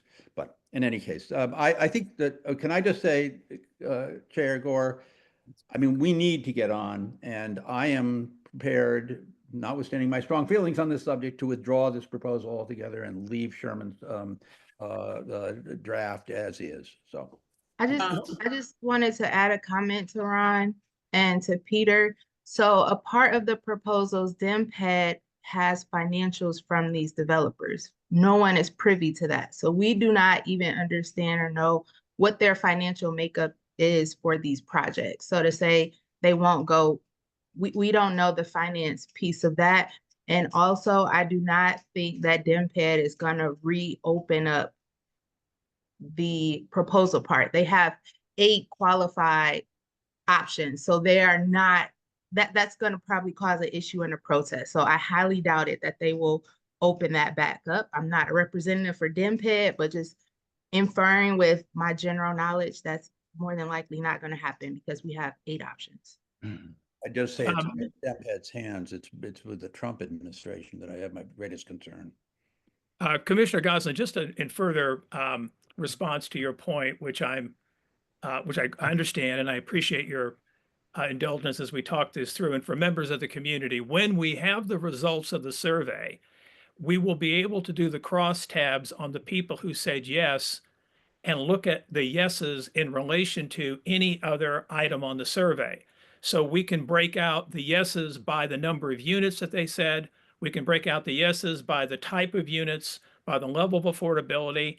So we can do a discrete filter on that so that we have a profile of the yeses with all of the information that the survey is gathering. And we'll have all their comments broken out at the same time. So we will get at a lot. I mean, we'll get abundant information, I think, that addresses some of your concerns. I know that Commissioner Grunwald wants to introduce a new topic. Andre McCabe, would you like to comment on what we're talking about right now? It's a little off point, but it follows people saying it seems like we're not moving forward. My concern was with the very, very first paragraph where it says incorporate housing 30% of which must be dedicated affordable. At a recent meeting, 8 development teams presented their design concepts for the project. I think we should say right there, 7 of the concepts were for 100% affordable housing, and 1 was for 2/3 affordable with 1/3 market. It seems like we're still talking about 30%. And if I read that quickly and wasn't familiar, as some of my neighbors are, with the 8 proposals, I just think, oh, this is back to the luxury housing versus 30%. Thanks. Thank you. Thank you. All right. So all that conversation behind us for the moment, I think Commissioner Grunwald wants to introduce a new topic. I would. Thank you. So as we all recollect, during the 2023 survey, the majority of our community that took the survey, the majority of the respondents were opposed to housing on this site. they were opposed to surplusing, and they were opposed to very tall and large buildings.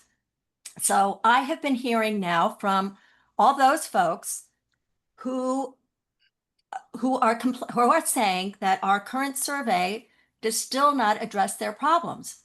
Now, I do realize that the zoning has been changed on Upper Connecticut Avenue, but nonetheless, people are clamoring to have their voices heard. All these years, 5, 6 years, we've been working on this project. People have not had their voices heard, so they want their voices heard again, okay? Like they were heard in 2023 when Bruce did the survey, okay? So we have 3 issues here with this property. We've got the surplusing to a private developer. We've got the housing issue, and we've got the height and mass of buildings, okay? Those are 3 issues. Those are the primary issues of this site, okay, of developing this site. And our current survey addresses only the housing. It does not address whether people want surplusing, whether they want public land to be given to a private developer. It does not address the height and size of the buildings that they would prefer, okay? So I'm getting notes like, for example, today on the listserv, one of my constituents wrote to you, Bruce, because you've been handling most of the survey. She wrote, "The survey addresses many important issues, but not those that concern me most. And that, I believe, from community comments over the past two or 3 years, concern many ANC residents, the height and total space occupancy of the development, and the issue of surplusing of public land to private developers." Okay. And she goes on to say, "I vehemently oppose surplusing a much-used public parcel to private parties." And so on and so forth. I've got another email from another constituent, and I've had phone calls. Another one sent to me, looked at the survey, and didn't see any questions about height. I remember originally the specs from the city were for significantly lower heights than the developer's proposal suggest. There has been some mission creep. There should be a question that allows residents to show their preferences for the number of stories that they consider scale appropriate to the neighborhood or some such. I would think that many do not consider that aspect. So those are just 2 of many people I've heard from. Why are we excluding those people? So what I would say to that, Commissioner Grunwald, is that when we designed this survey, we had in mind the 2023 survey, which is to say that we had the surplusing question on the survey. We had height of buildings on the height of the buildings on the survey. We still have that information. It's still valid in that it's not that old, and community sentiment on some of these matters probably has not changed a lot. The focus of this was, of course, fundamentally about the design concepts that have been presented, so people have an opportunity to weigh in on those with related housing questions, because it is a housing project along with the library and the community center. Would it make a difference to your constituents to know that 2023 data are still in our minds, still available to us? It's posted at the ANC website. It's that all that information is still there for us to refer to. Right, sure, it's there, but people think that I think it's important to raise these issues again. I really do. That's what people are talking about. You guys are moving way ahead. The city's moving way ahead of everybody here, and all these folks are still stuck on the basic issues. Right. So just as long as the 2023 survey is actionable, if I can vote when it comes time to vote on these proposals, I guess I can just reach back to 2023 and say, well, the majority of people did not want housing. They did not want surplusing. They did not want huge, tall and huge buildings. I guess we could do that. What did your district vote? Wasn't your district the only district that voted in favor of housing? If I remember the 2020 survey correct? That would be incorrect. No. Okay, The majority of my district voted against either did not want development or did not want housing, either one. So just to I think note, you were The majority. yeah, just a note to everybody, of course, again, to reiterate, the upfront. Like yours, Lisa, your district voted, the majority voted against this. You know what? And I ran on. Froze. You froze, Lisa. And I'm glad you brought that up because you're correct. And I said it back. Several people know in 20. You're breaking up. Yeah, Lisa, we can't. 2024, I ran on the pro housing platform. It's me. So if Lisa's breaking up, I'll just continue. So if the 2023 survey is still actionable, then I suppose we don't need to ask people again. I suppose people's minds could have changed in a year, but maybe they haven't. Well, we do ask the question at the very top. On this line, ran. Sorry, Lisa, you're intermittent in your. We can only. So, there's a whole bunch of people who are being excluded. The people who've been complaining for years that they haven't been heard, and they're still not going to be heard. Well, okay, so I just want to be very clear. We did hear from all those people on the 2023 survey. Just to be very clear. That's true. Yeah. And on this survey, the very first question after the demographic question is, do you support housing or not? Right. So that's going to give people an opportunity, and there's a comments box. So I think people will have an opportunity to weigh in, to fill in the blanks at the very end and say whatever they'd like to say on that. But I hear it. I understand. I understand the point. I mean, there are three major topics. There's the surplusing to a private developer. There's the housing and the height and massive buildings. And we've only got one covered in the survey, just the housing. Okay, but again, just to be clear, we do have all the data from the preceding survey, which informs our collective understanding with the new question here on do you support housing or not, as obviously the threshold question. Okay. And I'm back. Let me go back to my response on since Carol brought up my district. So what I was saying. I brought it up. I brought your district up only because you brought up my district and asked how people voted. Please don't interrupt. I didn't interrupt you. So that's please why I brought it up. Please do not, I do not interrupt me, Carol. Thank you. In terms of my response, I made it very clear back then that my district, I felt, was not represented under that survey.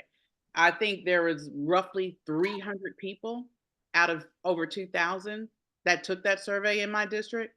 And when I ran in 2024, as most people on this call know, including the people that live in my district that are on this call, I ran on pro-housing. My opponent ran anti-housing. He ran on no development in the civic core. I won by over 60%. So that tells me that my instinct about my district is correct and didn't accurately reflect in a 2023 survey. And they absolutely, because opponents made it very clear that I voted against that wish. And I made it very clear that it didn't represent my district. Okay, Bruce, go on. Commissioner Simmons.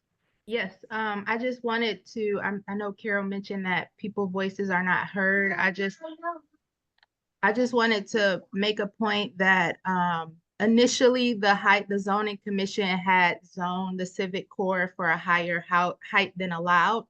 Then the ANC did a resolution in lowering up the height to 65 feet, I believe.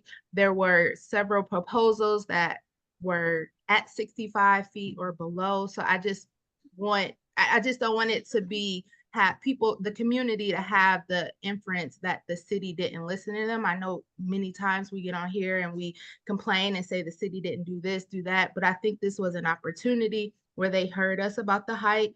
They listen. So, again, I just want to point out too, that even though we are in Chevy Chase and people think we are our own village, we are a part of the greater whole of Washington, D.C. There is a housing problem in Washington, D.C., and I think it is not fair for us to continue to put affordable housing in wards 5, 7, and 8 when this district is 8 wards. So, I just wanted everyone in the community to be conscientious of that. So thank you. So I know we want to bring this to a conclusion and vote ultimately to move ahead with the survey.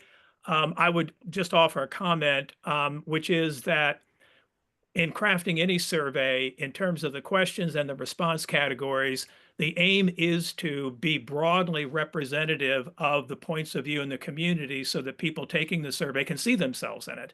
And in this particular case, the reason there is a very first threshold question about support or no for housing is because we all recognize that there are differing points of view in the community about that. And that's why that question is there. And of course, why there were so many other questions on the 2023 survey that, given the nature of this one, we didn't feel we needed to replicate. That information still has relevance. But the idea is to be broadly representative of the views in the community. Or the survey, people look at it and then they don't see themselves in it. Okay, do we have any more comments on the survey questions? Are there any other survey questions that we need to address? I know Bruce, Lee. I Yeah. would say put a motion on the floor and call for a vote, and let's just see where, because if we can't get it passed tonight, then we have to individually do our own thing. So I'm going to move that we adopt the survey as edited, Bruce's current version. Is there a second? Well, I'll second it. Okay. All right. Is there any more discussion, commissioners? All those in favor, raise your hand. 1, 2, 3, 4. So in favor, Commissioner Fennessy, Commissioner Nagy, Commissioner Gore, Commissioner Gosselin, Grunwald. Commissioner Simmons, did you have your hand up? No, I'm gonna abstain. Okay, Commissioner Sherman.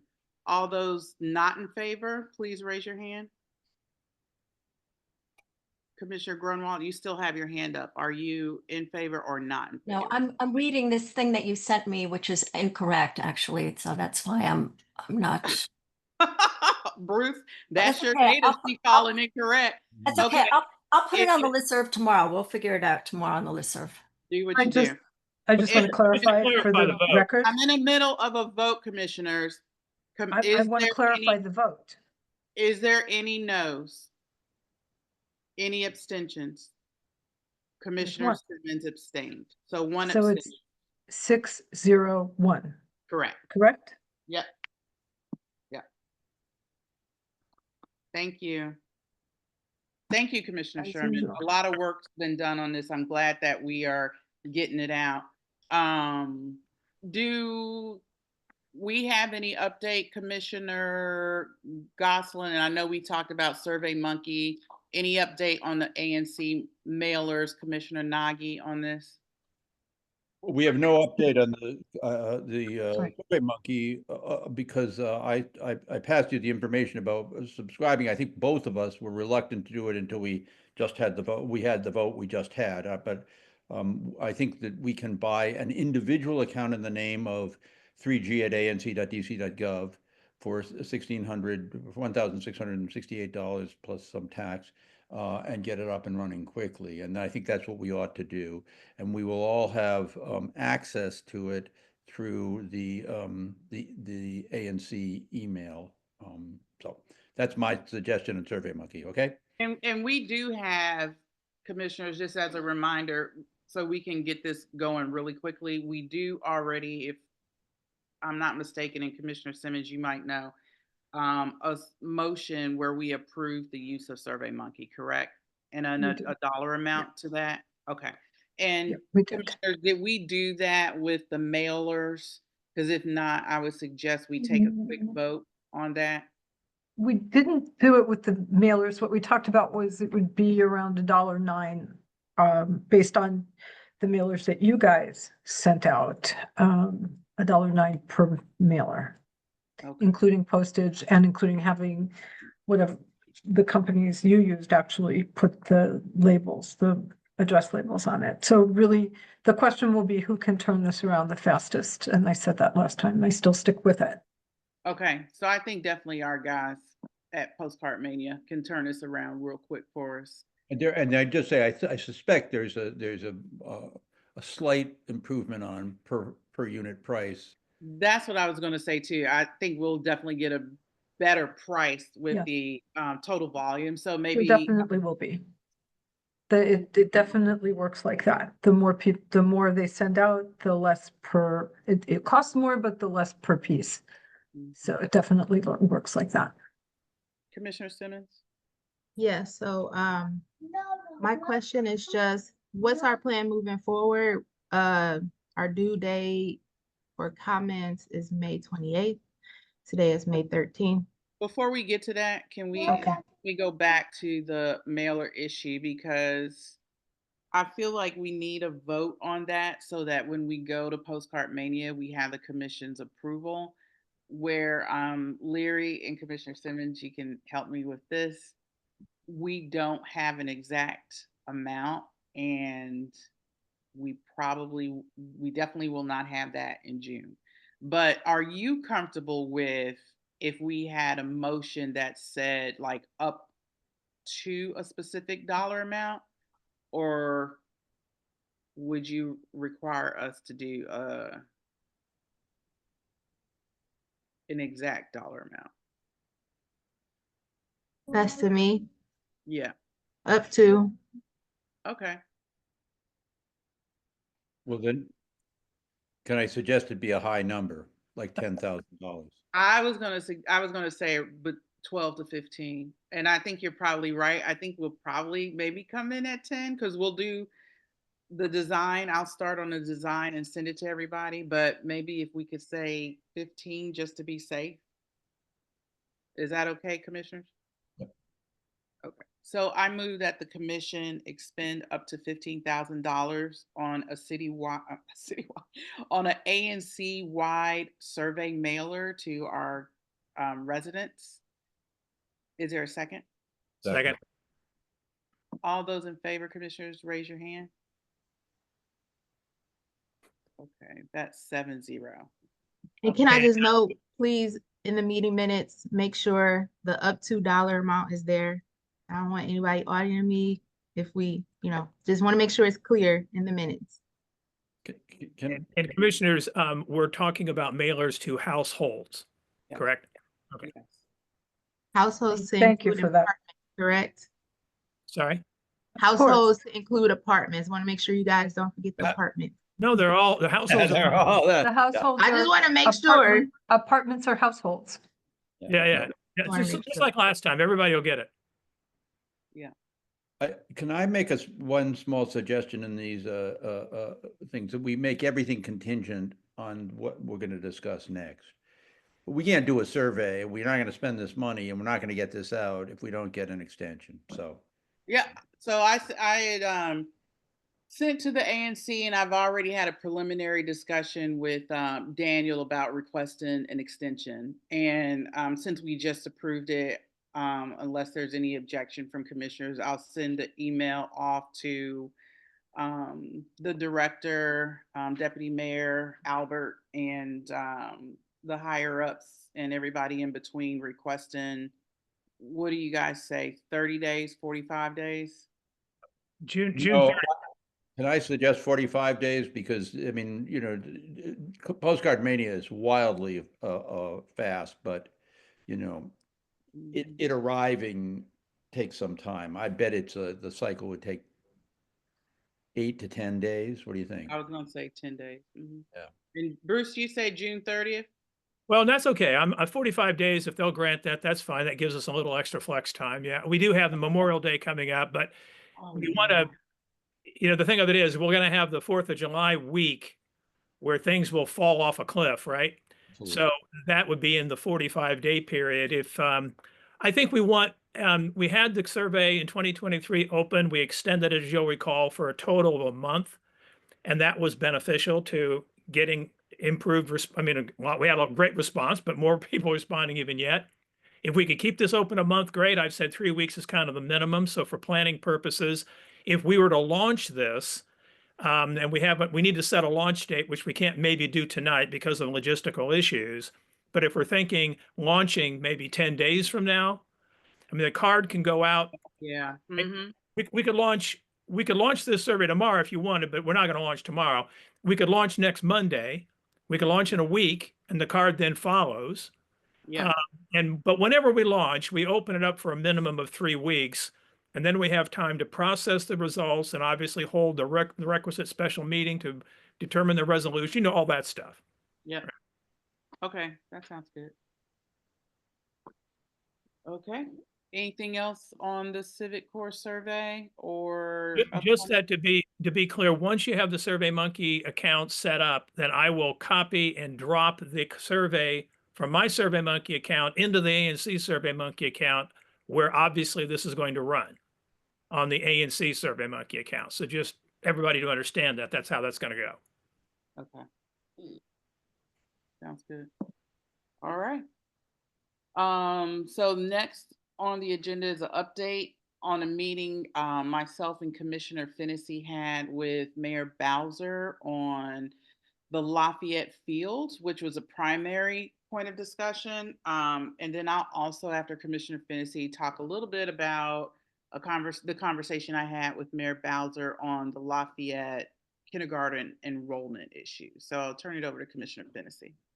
Hi, thank you so much.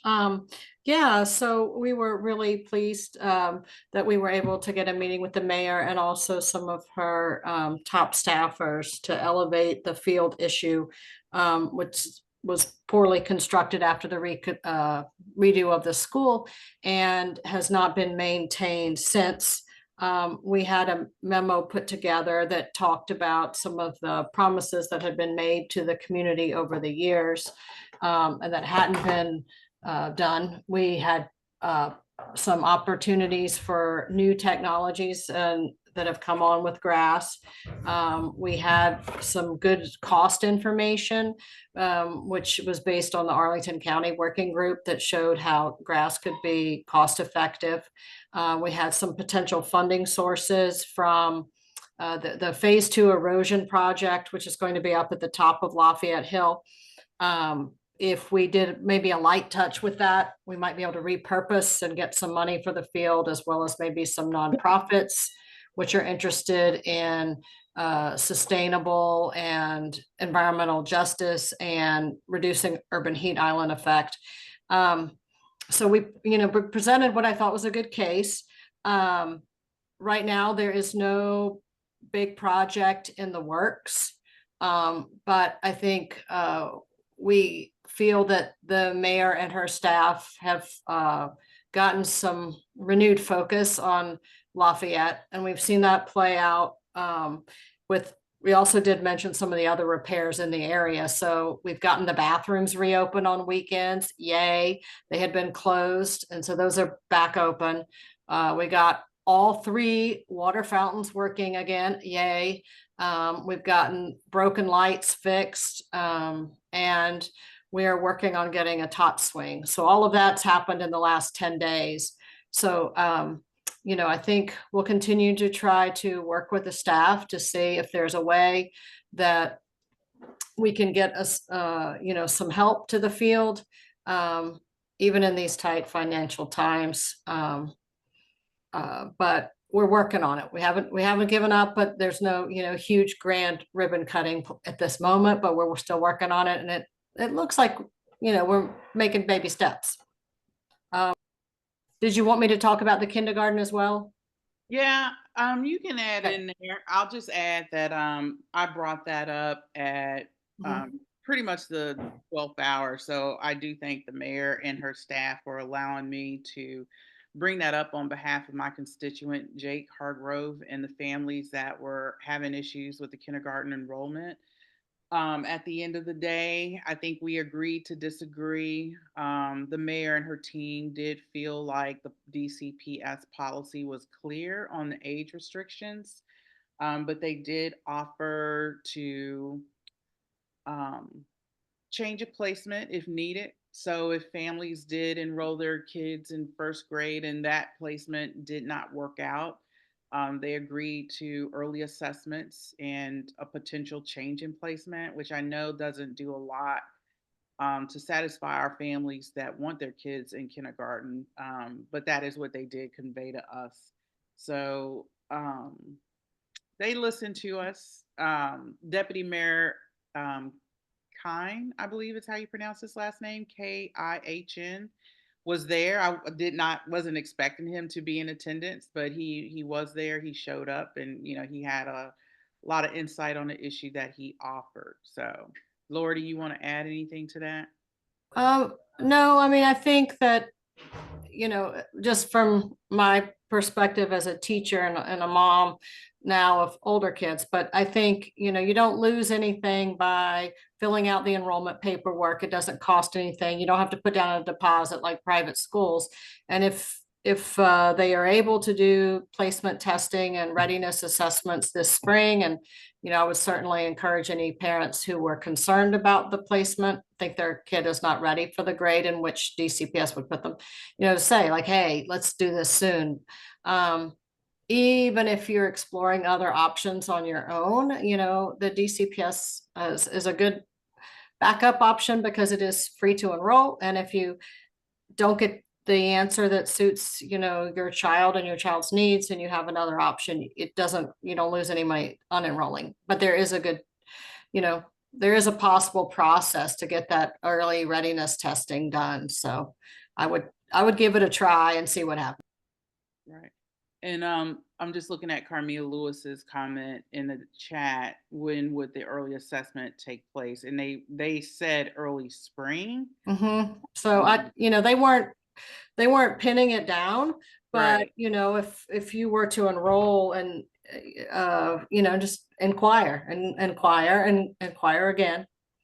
Yeah. That's what I would do. And especially if your child has had any other testing, if they've been in like a early intervention program, if they have any documented issues, medical issues, or learning issues that have come through their previous schools, alerting DCPS to that would, I think, prompt even a more quick review to make sure their placement was appropriate.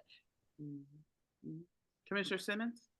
Yes, just as, commissioner with a young parent, is there something that we can draft up to send out to parents? Because a lot of them don't come to our ANC meetings and they're gonna miss out on this information. So I just want to ask if Laura, Commissioner Fennessy, if you could maybe document something and send it out to the HSA to Sure. email to the parents so that they're aware of this. Yeah, we can work on that together, Laura. Yep, thank you. And at the HSA, if there's like a community parent meeting or something that they would like for us to come and talk about our discussion, I'm happy to do that as well. Okay, I'll send you the contact. The information goes to our HSA meetings are, I think, monthly, not well attended, but I do know people read. Yeah. They read Yeah, those. maybe they can, we can speak and they can, maybe put it in the newsletter.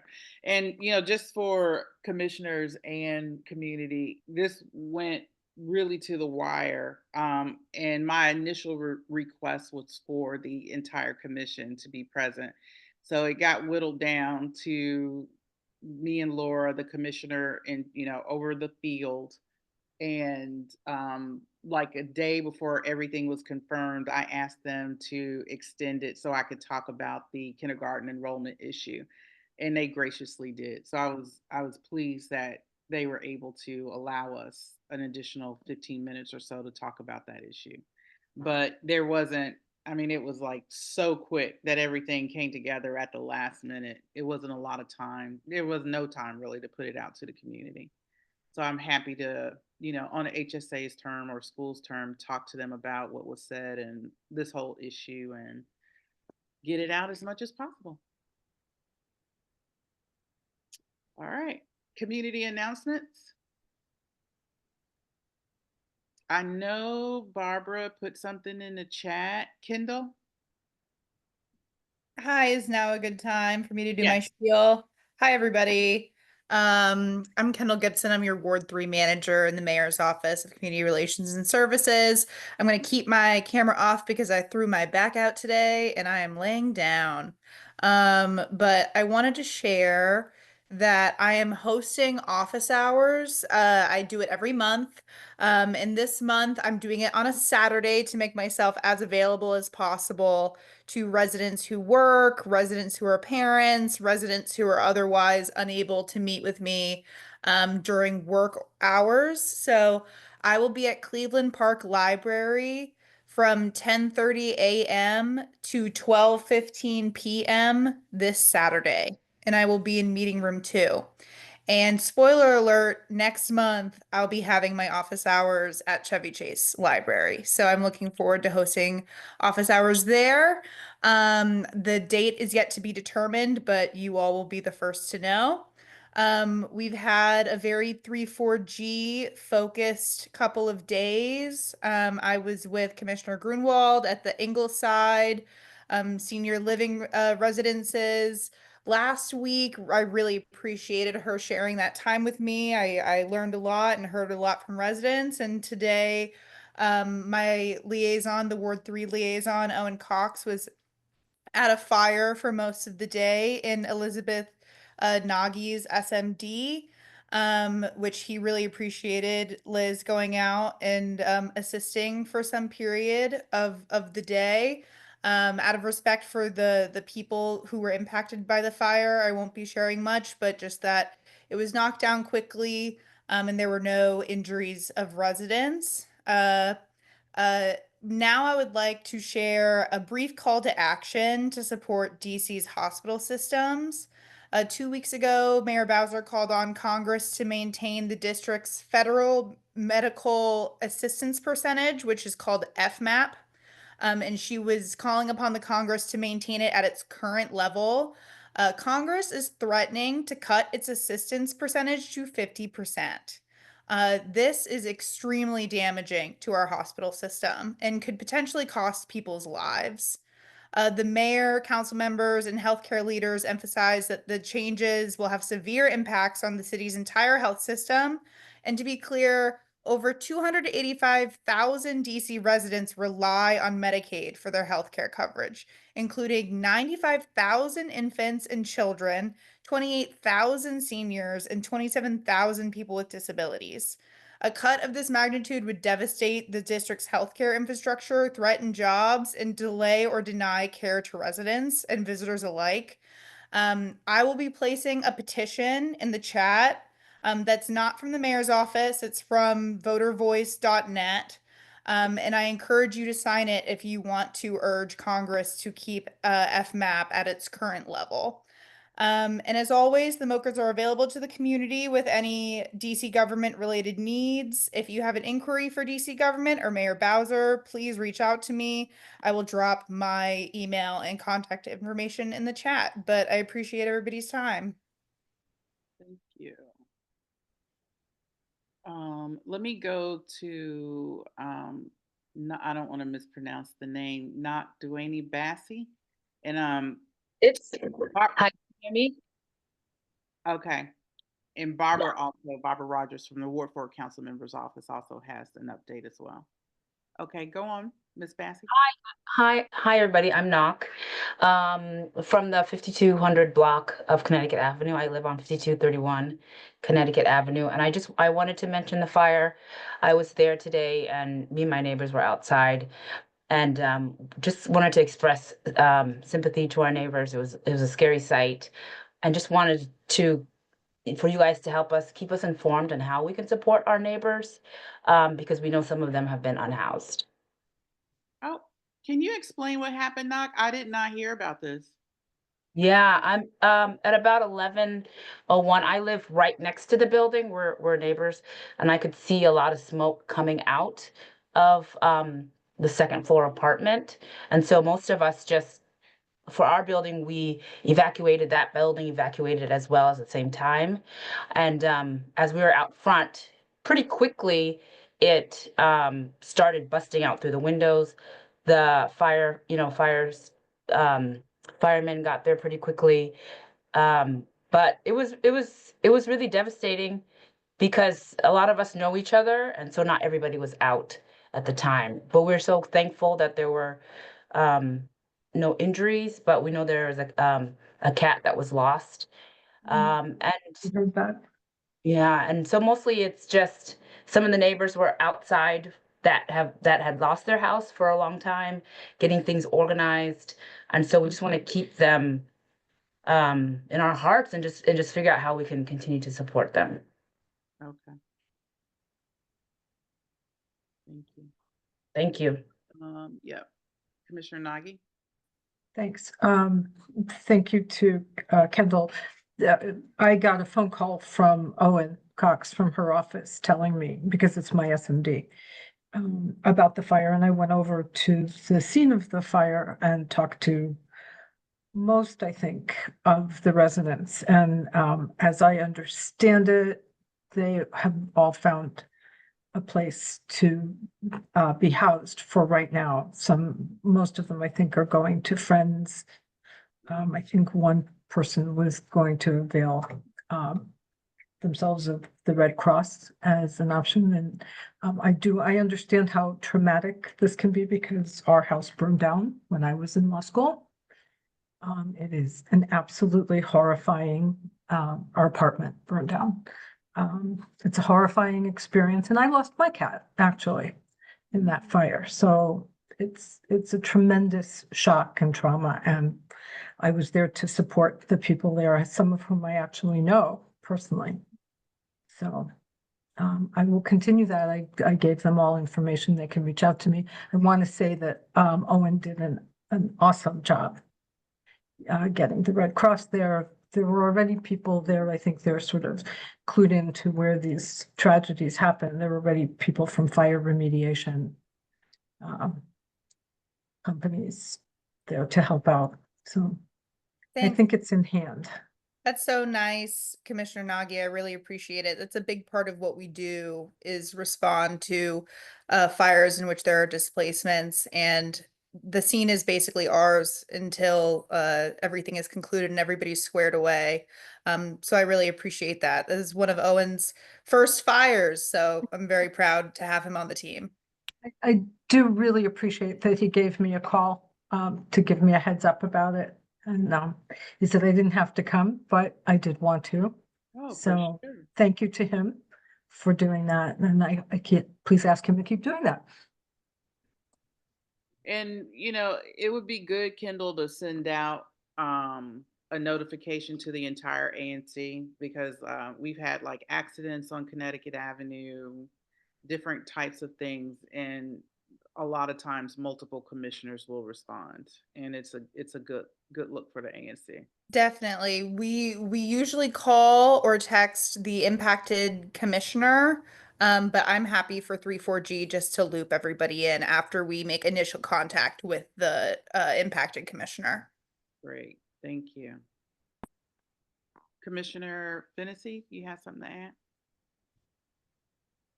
Yeah, hi. I just wanted to follow up on something that I had been trying to get information from DCPS about.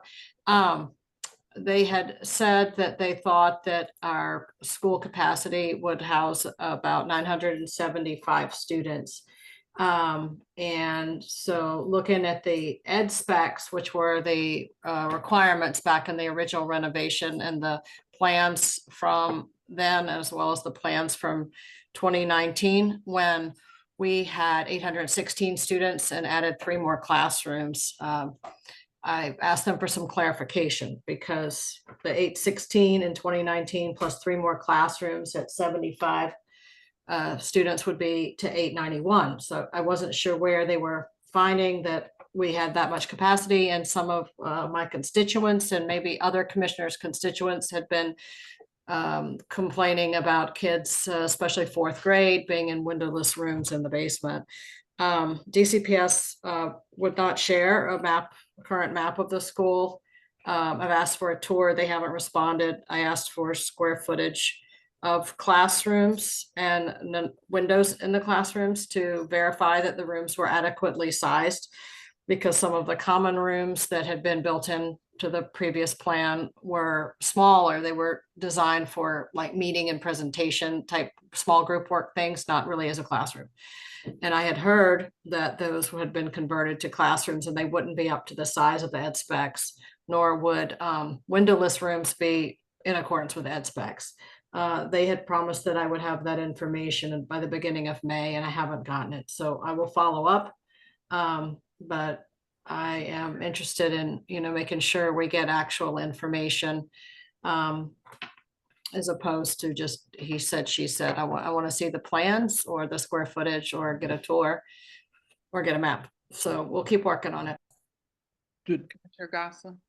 Well, just a suggestion, we put it on the agenda for next time. If you don't get information, I mean, this is a suggestion to you, Laura, that we pass a resolution or some demand or request that, so, I mean, then you can take that and bargain with that over the period between now and June 9th, so. Okay, sure, thank you. Okay, Commissioner Simmons, do you have any other additional information for Treasurer's report? I do. I have more than I usually would this time.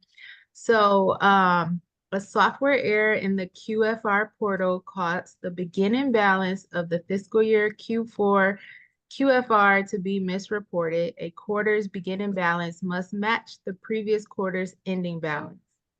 The ending balance of the signed FY24 Q3 QFR is $50,049.16. However, the beginning balance of FY24 Q4 report that 3G signed, approved, and submitted is $55,135.29. It should have been $50,049.16. This subsequently caused an error in the beginning and ending balance of FY25 Q1 QFR. Since the previous commission approved the FY24 Q4 QFR, the ANC must approve the corrected Q4 report in public meeting. Upon approval, we will resubmit the report to the OANC. I move to approve the corrected FY24 Q4 quarterly financial report. Second.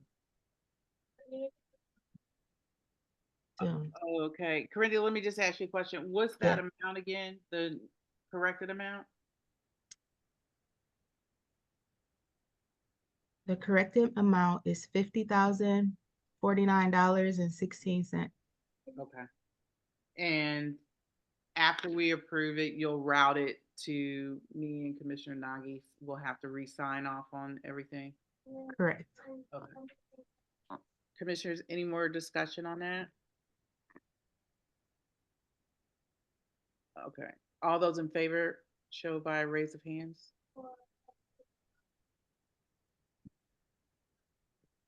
7-0 approved. Thank you. Okay, I'm not done there. Okay. Fiscal year 25 Q1 QFR was generated with the incorrect beginning balance from fiscal year 24 Q4 QFR.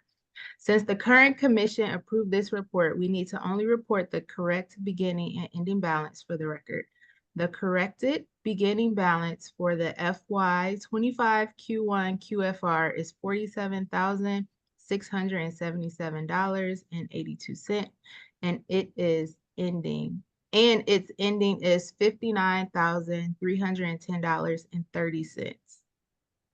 So so I move, so I don't know, I think we need to vote to approve this. So I move to approve the corrected fiscal year 25 Q1 report. Second. Commissioners, any discussion? All those in favor, raise your hand. 7-0. So in the end, what I've learned from this is I cannot do the treasurer's report at night on the weekend because the system does not update. So with that, I sent it over earlier, the fiscal year 25 Q2 QFR with the correct numbers. I did it at noon today, so the numbers are correct. So I move to approve the fiscal year 25 Q2 QFR report. Second. Commissioner Nagy, you have a question? Thank you. Thank you. Yeah, I'm not sure. In the email that I received, there was an April portion of the report. That's not Yeah, part. so the monthly reports are not, they don't have to be voted on. The monthly reports are given to you as information only. So when you review the quarterly reports, you have an understanding of That's what I wanted to know. Okay. Thank you. That's what I wanted to know. Thank you very much. Any other discussion, commissioners? Okay, all those in favor, raise your hand. 7-0.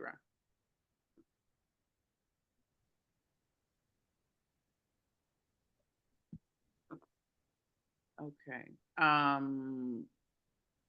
Barbara, you want to come on? I am. Good evening, commissioners. Good evening to the community. I know we're past time, so I will only be a minute. Wanted to just give a congressional and budget update as we continue to wait on Congress to take up the DC Local Funds Act. The mayor recently announced extraordinary measures to prepare for loss of locally generated taxpayer funds because of the congressional continuing resolution. Even though the council has yet to receive the FY26 budget, the mayor has begun to share publicly some early hints of what is included in her budget.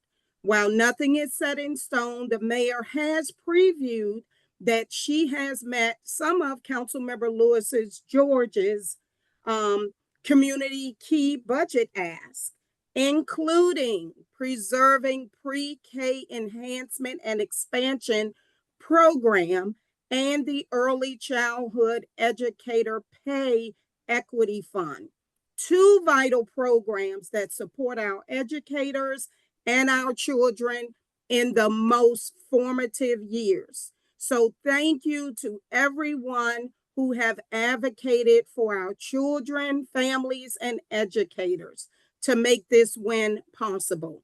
And then the last thing I want to mention is Councilmember Lewis George is grateful to all the ANC commissioners who attended this weekend's briefing for elected officials on WMATA's Better Bus Network changes. If you couldn't make it, WMATA is holding a virtual briefing on Friday, May 16th. I think that may have already been mentioned, 3 to 4 p.m. And I can put the link in the chat. So just want to say thank you to all the commissioners that actually made this meeting. That's all I have. And thank you all so much for having us. And I am also joined by Christian Smith, who is our constituent service coordinator as well. Good night, you all, and thanks again for having us.